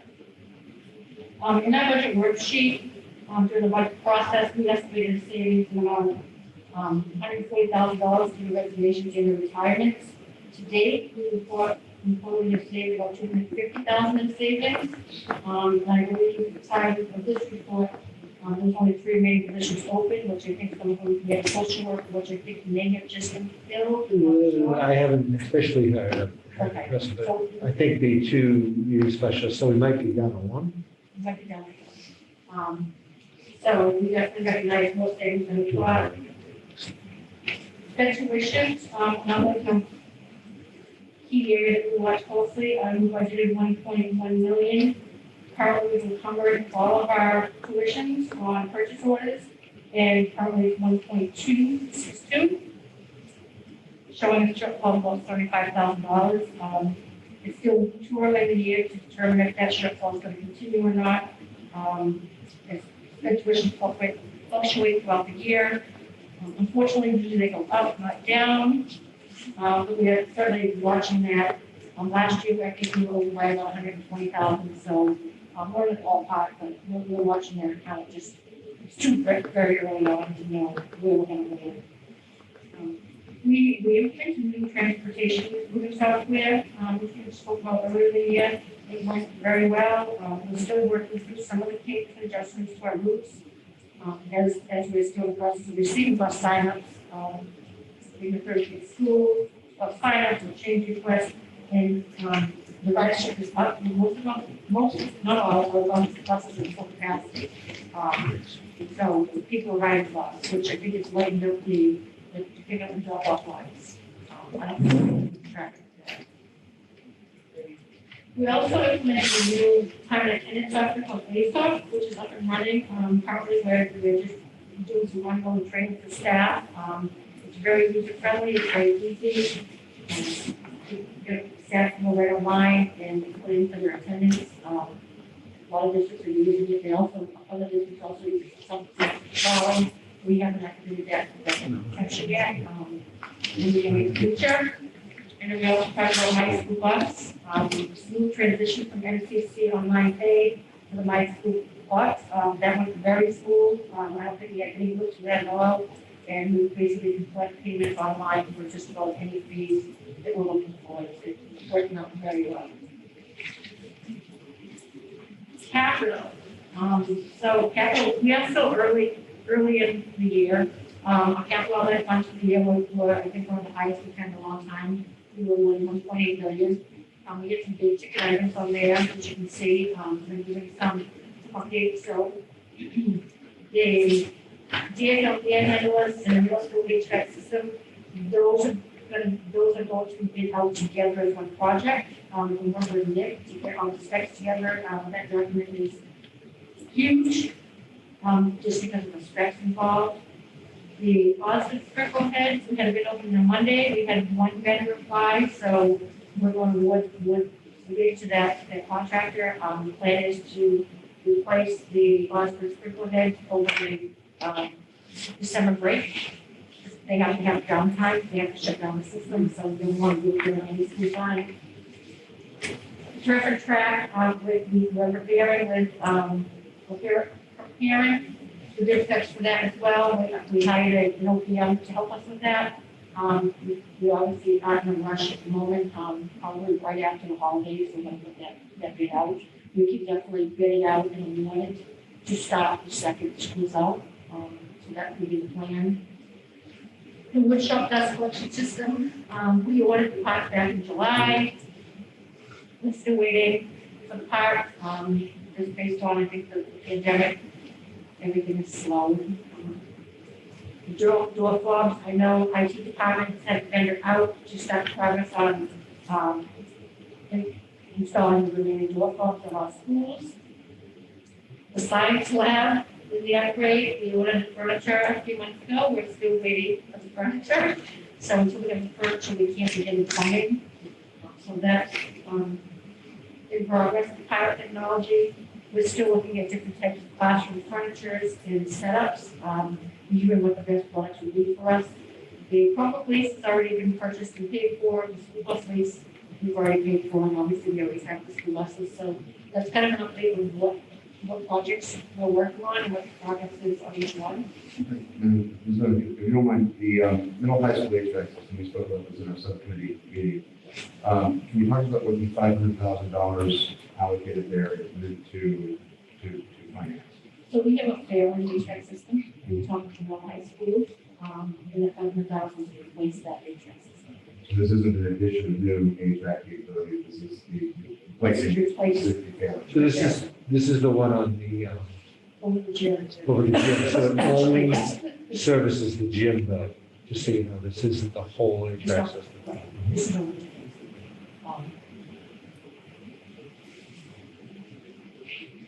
Any more questions? Other grants, so I listed, to give an idea historically of what our FY21 grants were, you can clearly see we had quite a bit of the COVID pandemic help from the government, first 5,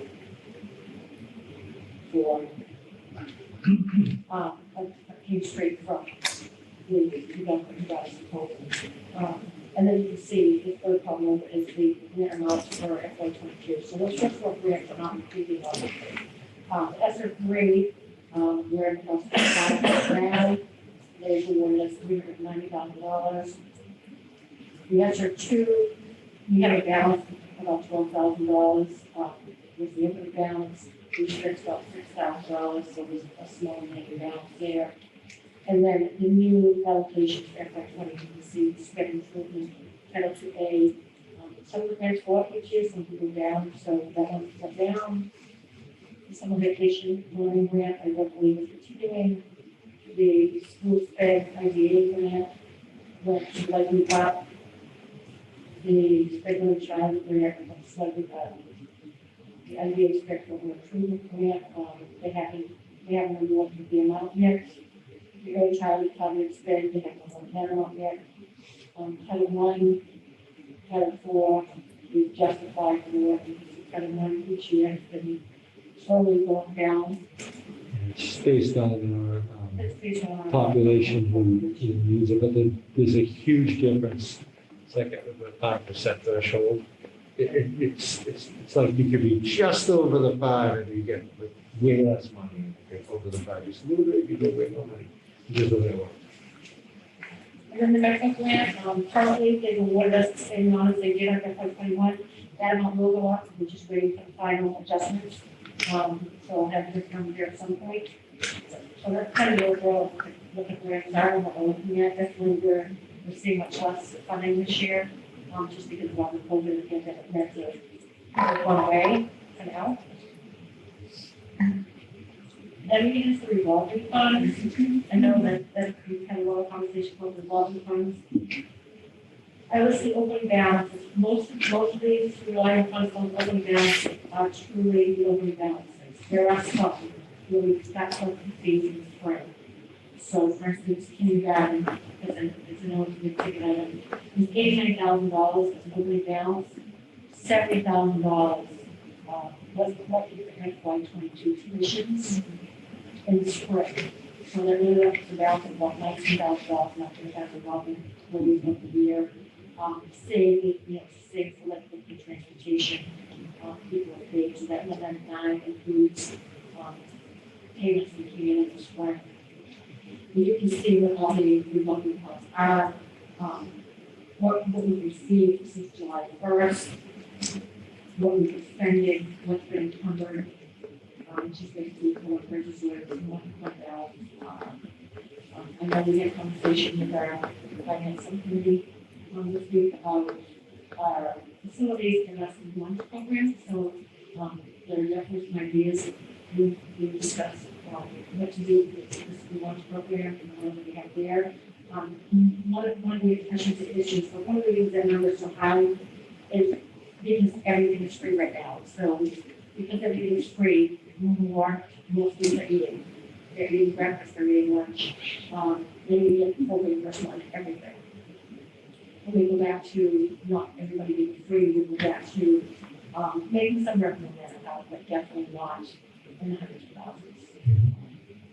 And we've met with the director of food services, and she wants to do some upgrades to some of the kitchen areas.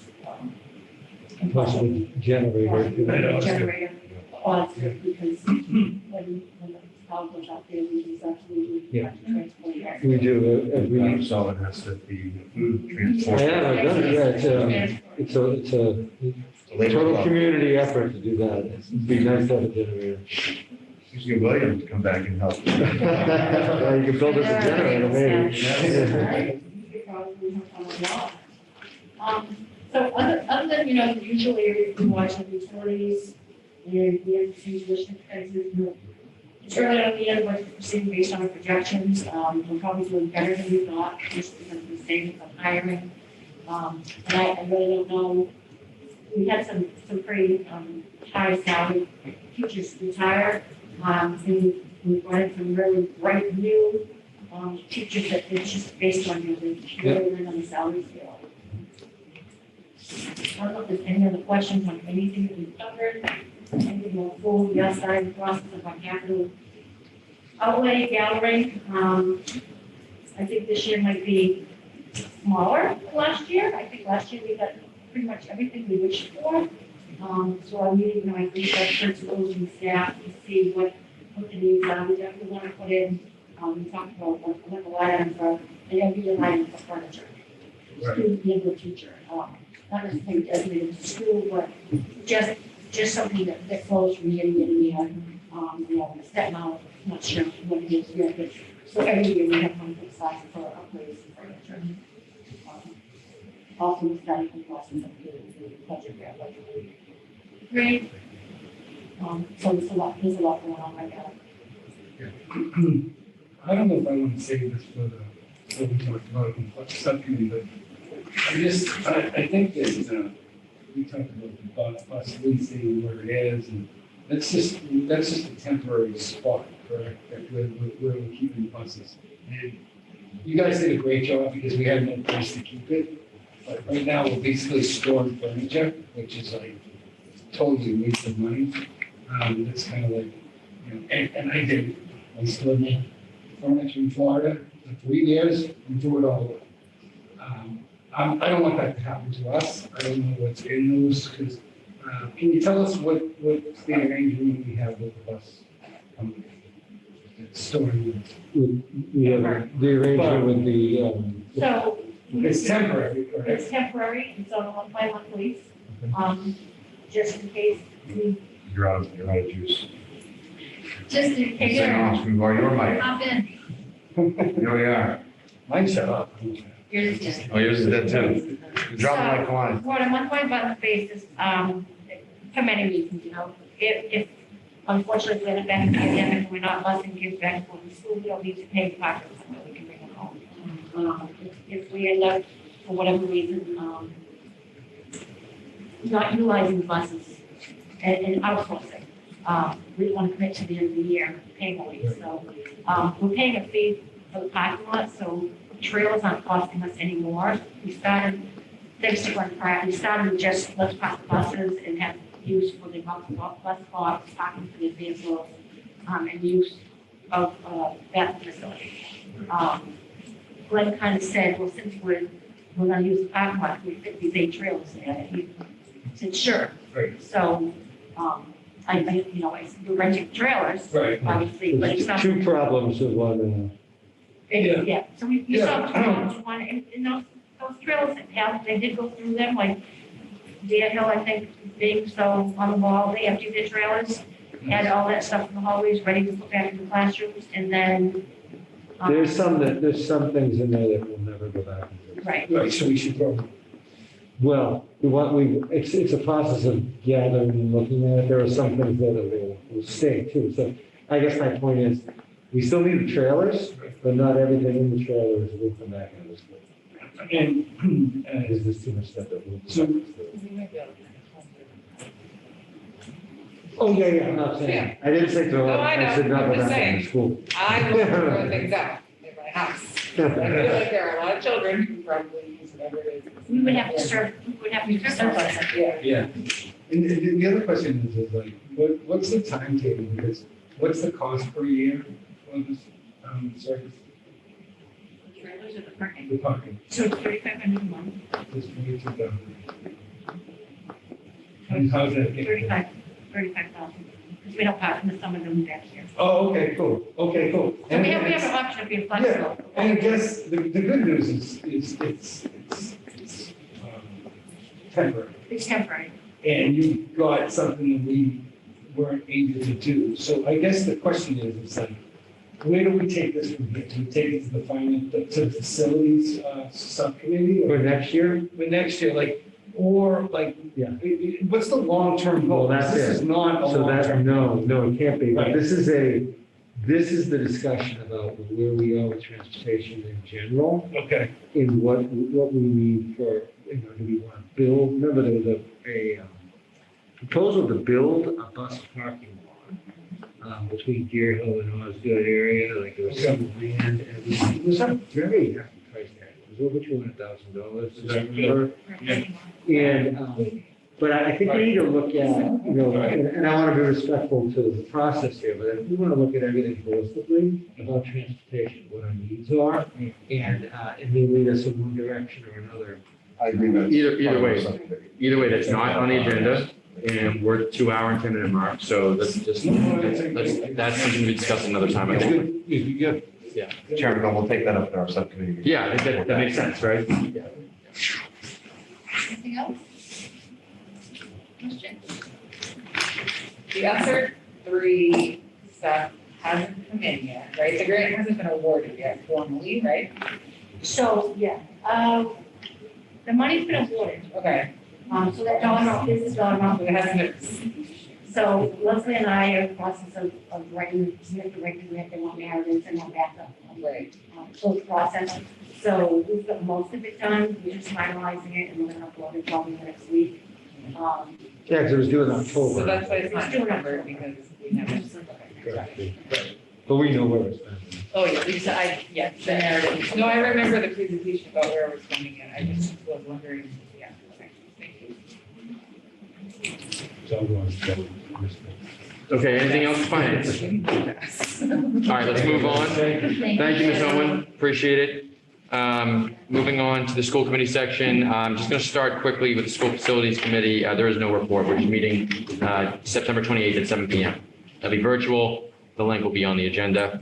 And then we'll turn it over to our vice chairperson to talk about our policy, our proposed policy revisions. I have that on. You said September 28th at 7 p.m. the school facilities is going to be virtually, right? That's correct. Is that a public meeting? It is At what PM? Sorry. 7 p.m. Thank you, thank you. So you have the. Thank you. All right, so you all received copies of the proposed policy amendments, I guess, changes, adjustments. Our subcommittee met to ensure that our new non-discrimination clause was represented accurately in relevant policies in our handbook. And you can see that we have consistent with past policy recommendation binders. There's a cover page that indicates what changes we'd like to make, and then a red line version of each policy. I would like to say that after reviewing meeting materials, I think that GCF really highlights strategic plan, Compass Point 2, and Dr. Sullivan's first goal. So I feel like we're really all, as Dr. Sullivan said, swimming in the same direction. Isn't that what you said? Swimming in the I same think I direction. mixed metaphors, swimming and rowing and voting. You know, we're rowing. We're rowing. So mostly it's really replacing the non-discrimination clause, but in a few places, there were items within the policy language that are represented in the non-discrimination clause, but were not represented in lists of maybe traits, I'll say for lack of a better term, within policy text. And I will specifically say that policy GCF, as I highlighted earlier, did have some more extensive edits. They're not extremely extensive, but we felt like it was a great opportunity to say that we want a representative and inclusive staff in our district. Are there any questions or comments or feedback? Quick question on GCF. How do we see, and I obviously agree with the strategic goal, but when I read the new language and then the guidelines, is there a tension there on creating the inclusive environment and then the other discrimination in the hiring process? I guess how do we feel about how those mesh? Don't understand your question, sorry. I guess how do we look for, maybe I'll just ask a broader question. From a policy perspective, when we say we want to create a representative and inclusive staff and all students see themselves, I guess is there a, how would how is it going to be implemented? Like, what would we expect an action item from the school to do? You know what I mean? So that's, yeah, through their hiring practices. Probably, I have a strategy. Yeah, right. So if we create a strategy, which would be shared with the school committee, I'm just thinking out loud, but that to me might be the action. No? Okay. Just thinking. Great. Okay, any questions related to the policy revisions en masse to the vice chairperson or the other member of our policy subcommittee? Ms. St. Ange, any questions? And thank you, Dr. Stallings, for always being fair. Superstar. Yeah. Good. Okay, so there are no questions. So I take it everyone's reviewed them and there may be a motion on the floor to accept the revisions as proposed by our policy subcommittee. Is there a motion to that effect? So moved. The motion has been made by Mr. Dial. Is there a second? Second. Motion seconded by Mrs. Cleary. All in favor? Aye. Aye. Aye. All opposed, nay. That motion clearly passes unanimously. The ayes have it. Those revisions are accepted. Thank you to our policy subcommittee for that work and for Dr. Stoll's participation in that process. Thank you, Ms. Cleary. you. Moving on to the reports for subcommittees. Let's go around the table. Mrs. Cleary, any reports? Nothing to report, though I did go to the Safe Harbor. There's an exhibit called Spiraling Up, I think it's called, at the library. And they did a wonderful event last week that I was fortunate enough to be able to attend, where some of the poets who had worked displayed in the exhibit read it. And it was a lovely evening. So thank you to Safe Harbor for bringing such meaningful content to the library and to our community. Thank you, Mrs. Cleary. Mr. Dial, any updates, sir? Yes, we had a subcommittee meeting for facilities and finance. We had two discussion points. We discussed about our school lunch program, and we discussed the process for the middle high school air conditioning, climate control, and improvements there. We had a couple points to move forward on school lunches. We're going to request some thoughts from our school lunch lead to any support that the school committee give her to help improve lunches. One interesting fact that I learned in that meeting is that there is a supply chain issue with food nationwide, and so food is apparently harder to come by. So that was a logistic that I did not appreciate before that call. The other idea that we are going to think creatively on is after-school snacks in a way to provide our athletes and other people staying after school with some sort of fresh food that they can snack on after school. So we'll be pursuing both of those. On HVAC issues and trying to find solutions for our middle high school, we are going to look at three options. One is implementation of window units in the schools, which have its own problems with the way the windows exist in the middle high school. So that requires some creative solutioning. Another option is a split sort of process where we have some rooms conditioned and others not, but they end up balancing each other out. That one may actually, ironically, be the most expensive. And the third is a wholesale cooling function that uses the existing hydraulic heating to actually cool the room. So we will get estimates on that from Nick at the facilities and look at what those options are. So that's the update from facilities finance. I'm just curious if I missed anything. Yeah, well, thank you. Yeah, there was an hour on lunches and an hour on HVAC. So we spent a lot of time talking about this. The thing he's talking about is the chillers. They put them on the top of the roof and they chill the existing system so you go from hot to cold. It seems to be the best way to do it. That was talked about it. However, we were stuck in a precedent where we're talking about the price $50,000 to seek to hire an engineer to see what the cost. And there's a couple problems to that. One is, are we going to spend money that we're going to, rip down the building? Are we going to do that?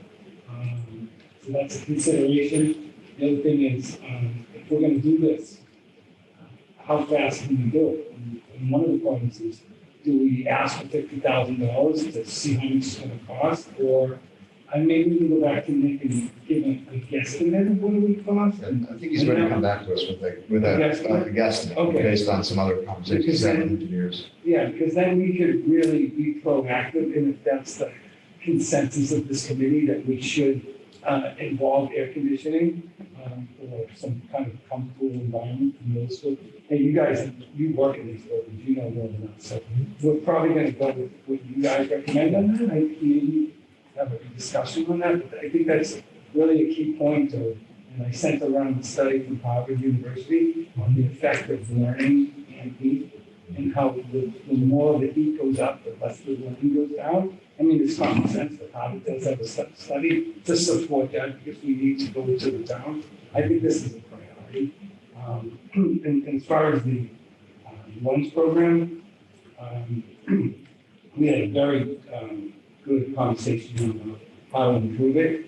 And I'm excited about it. I just want to make sure that we hold people accountable to what they say they're going to do.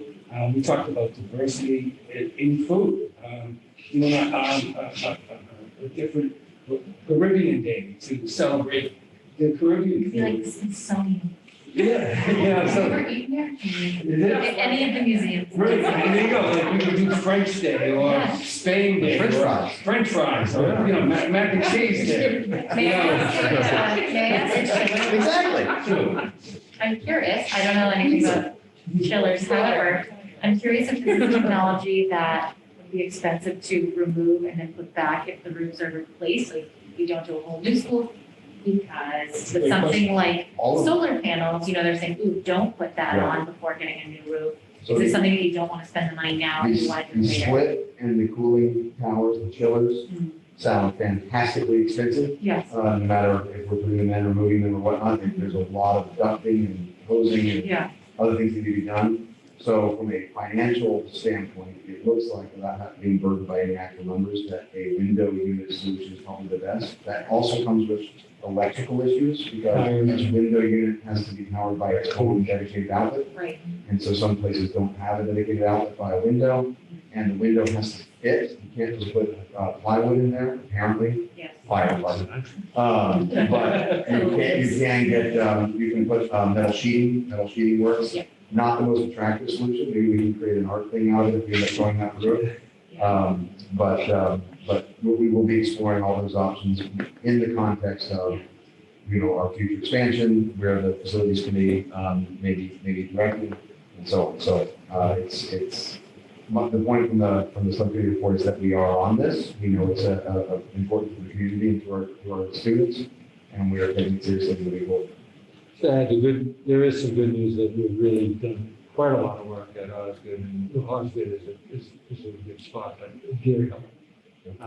They had room in their existing electrical system, we've added new units, we've added a split unit. There's a couple, we're not 100% there yet, but we're pretty close, so. I think it's a 90% year old. Yes, PK to 5, we're looking really good. And I also think it's one of the things that I think is important in terms of civil services is how difficult it is to give, middle school, high school has their own kitchen. Whereas as opposed to the Deer Hill and Osgood, there's no kitchen. And there's room for improvement there. And it's kind of like a facilities thing in a sense too. So I know she's trying to work on the program to do that. I do want to recognize, actually, one point that's worth recognizing at the committee level. At Deer Hill and Osgood, at least on the children are being brought their meals by the staff to their desks, which is a Herculean effort. And I just wanted to make sure that we're appreciative of the effort that the staff is doing there to make sure the kids are fed. Yes, it's an extra safety measure. We've opened up the serving lines because that being asked going through at the middle and the high school. So we determined we're going to stay with our old safety measures to feed the kids meals on Good Deer Hill until further notice, which. Maybe October 6th, right? Well, that's up to, that's the conversations we'll have, but that is I just want everyone to know how serious we're taking it. And I just wanted to, make sure my appreciation for that was expressed at the committee level as well. Is that all, Mr. Dow? That's all. Thank you, sir.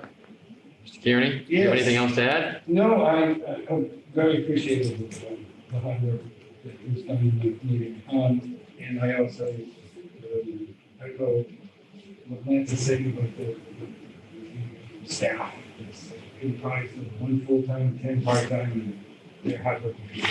That said, we also had a subcommittee on the superintendent evaluation this week, very nice. I thought that went really well. I think one of the focal points of it was evaluation. That's what I came in on. Not only were we evaluating Dr. Sullivan, but he's also, Dr. Strong's evaluating staff. And we talked a lot about that. And I thought that was a very productive conversation. And I'm looking forward to seeing some of those things being Put in play.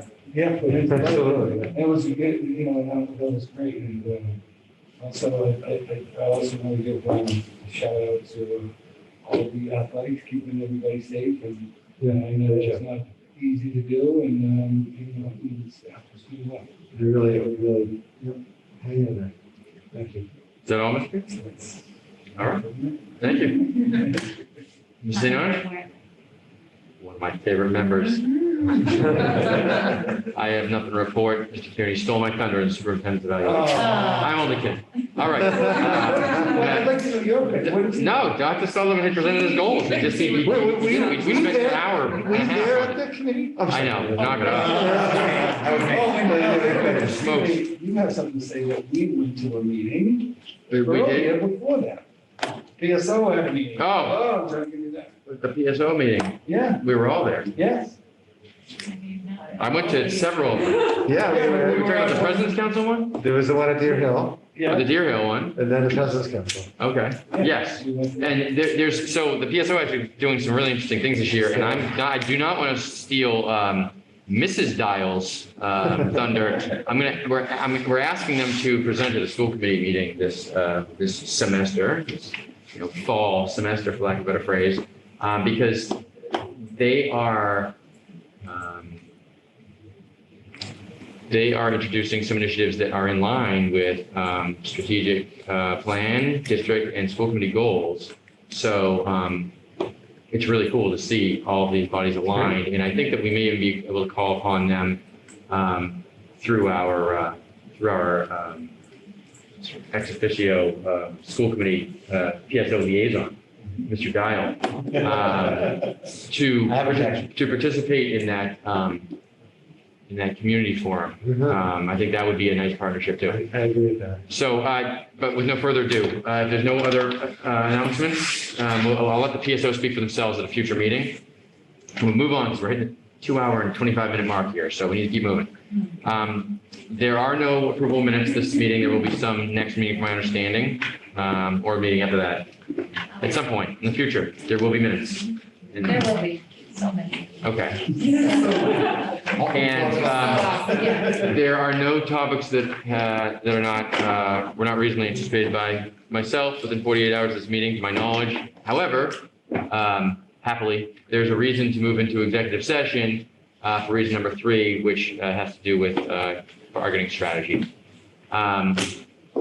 So, for those of you that are at home, this would be the end of any substantive content of the school committee meeting. We're going to momentarily move into executive session. Yes, Dr. Sullivan? Yeah, we actually, because we're live here, we can just end the webcast and then we'll be adjourned live here, but not on.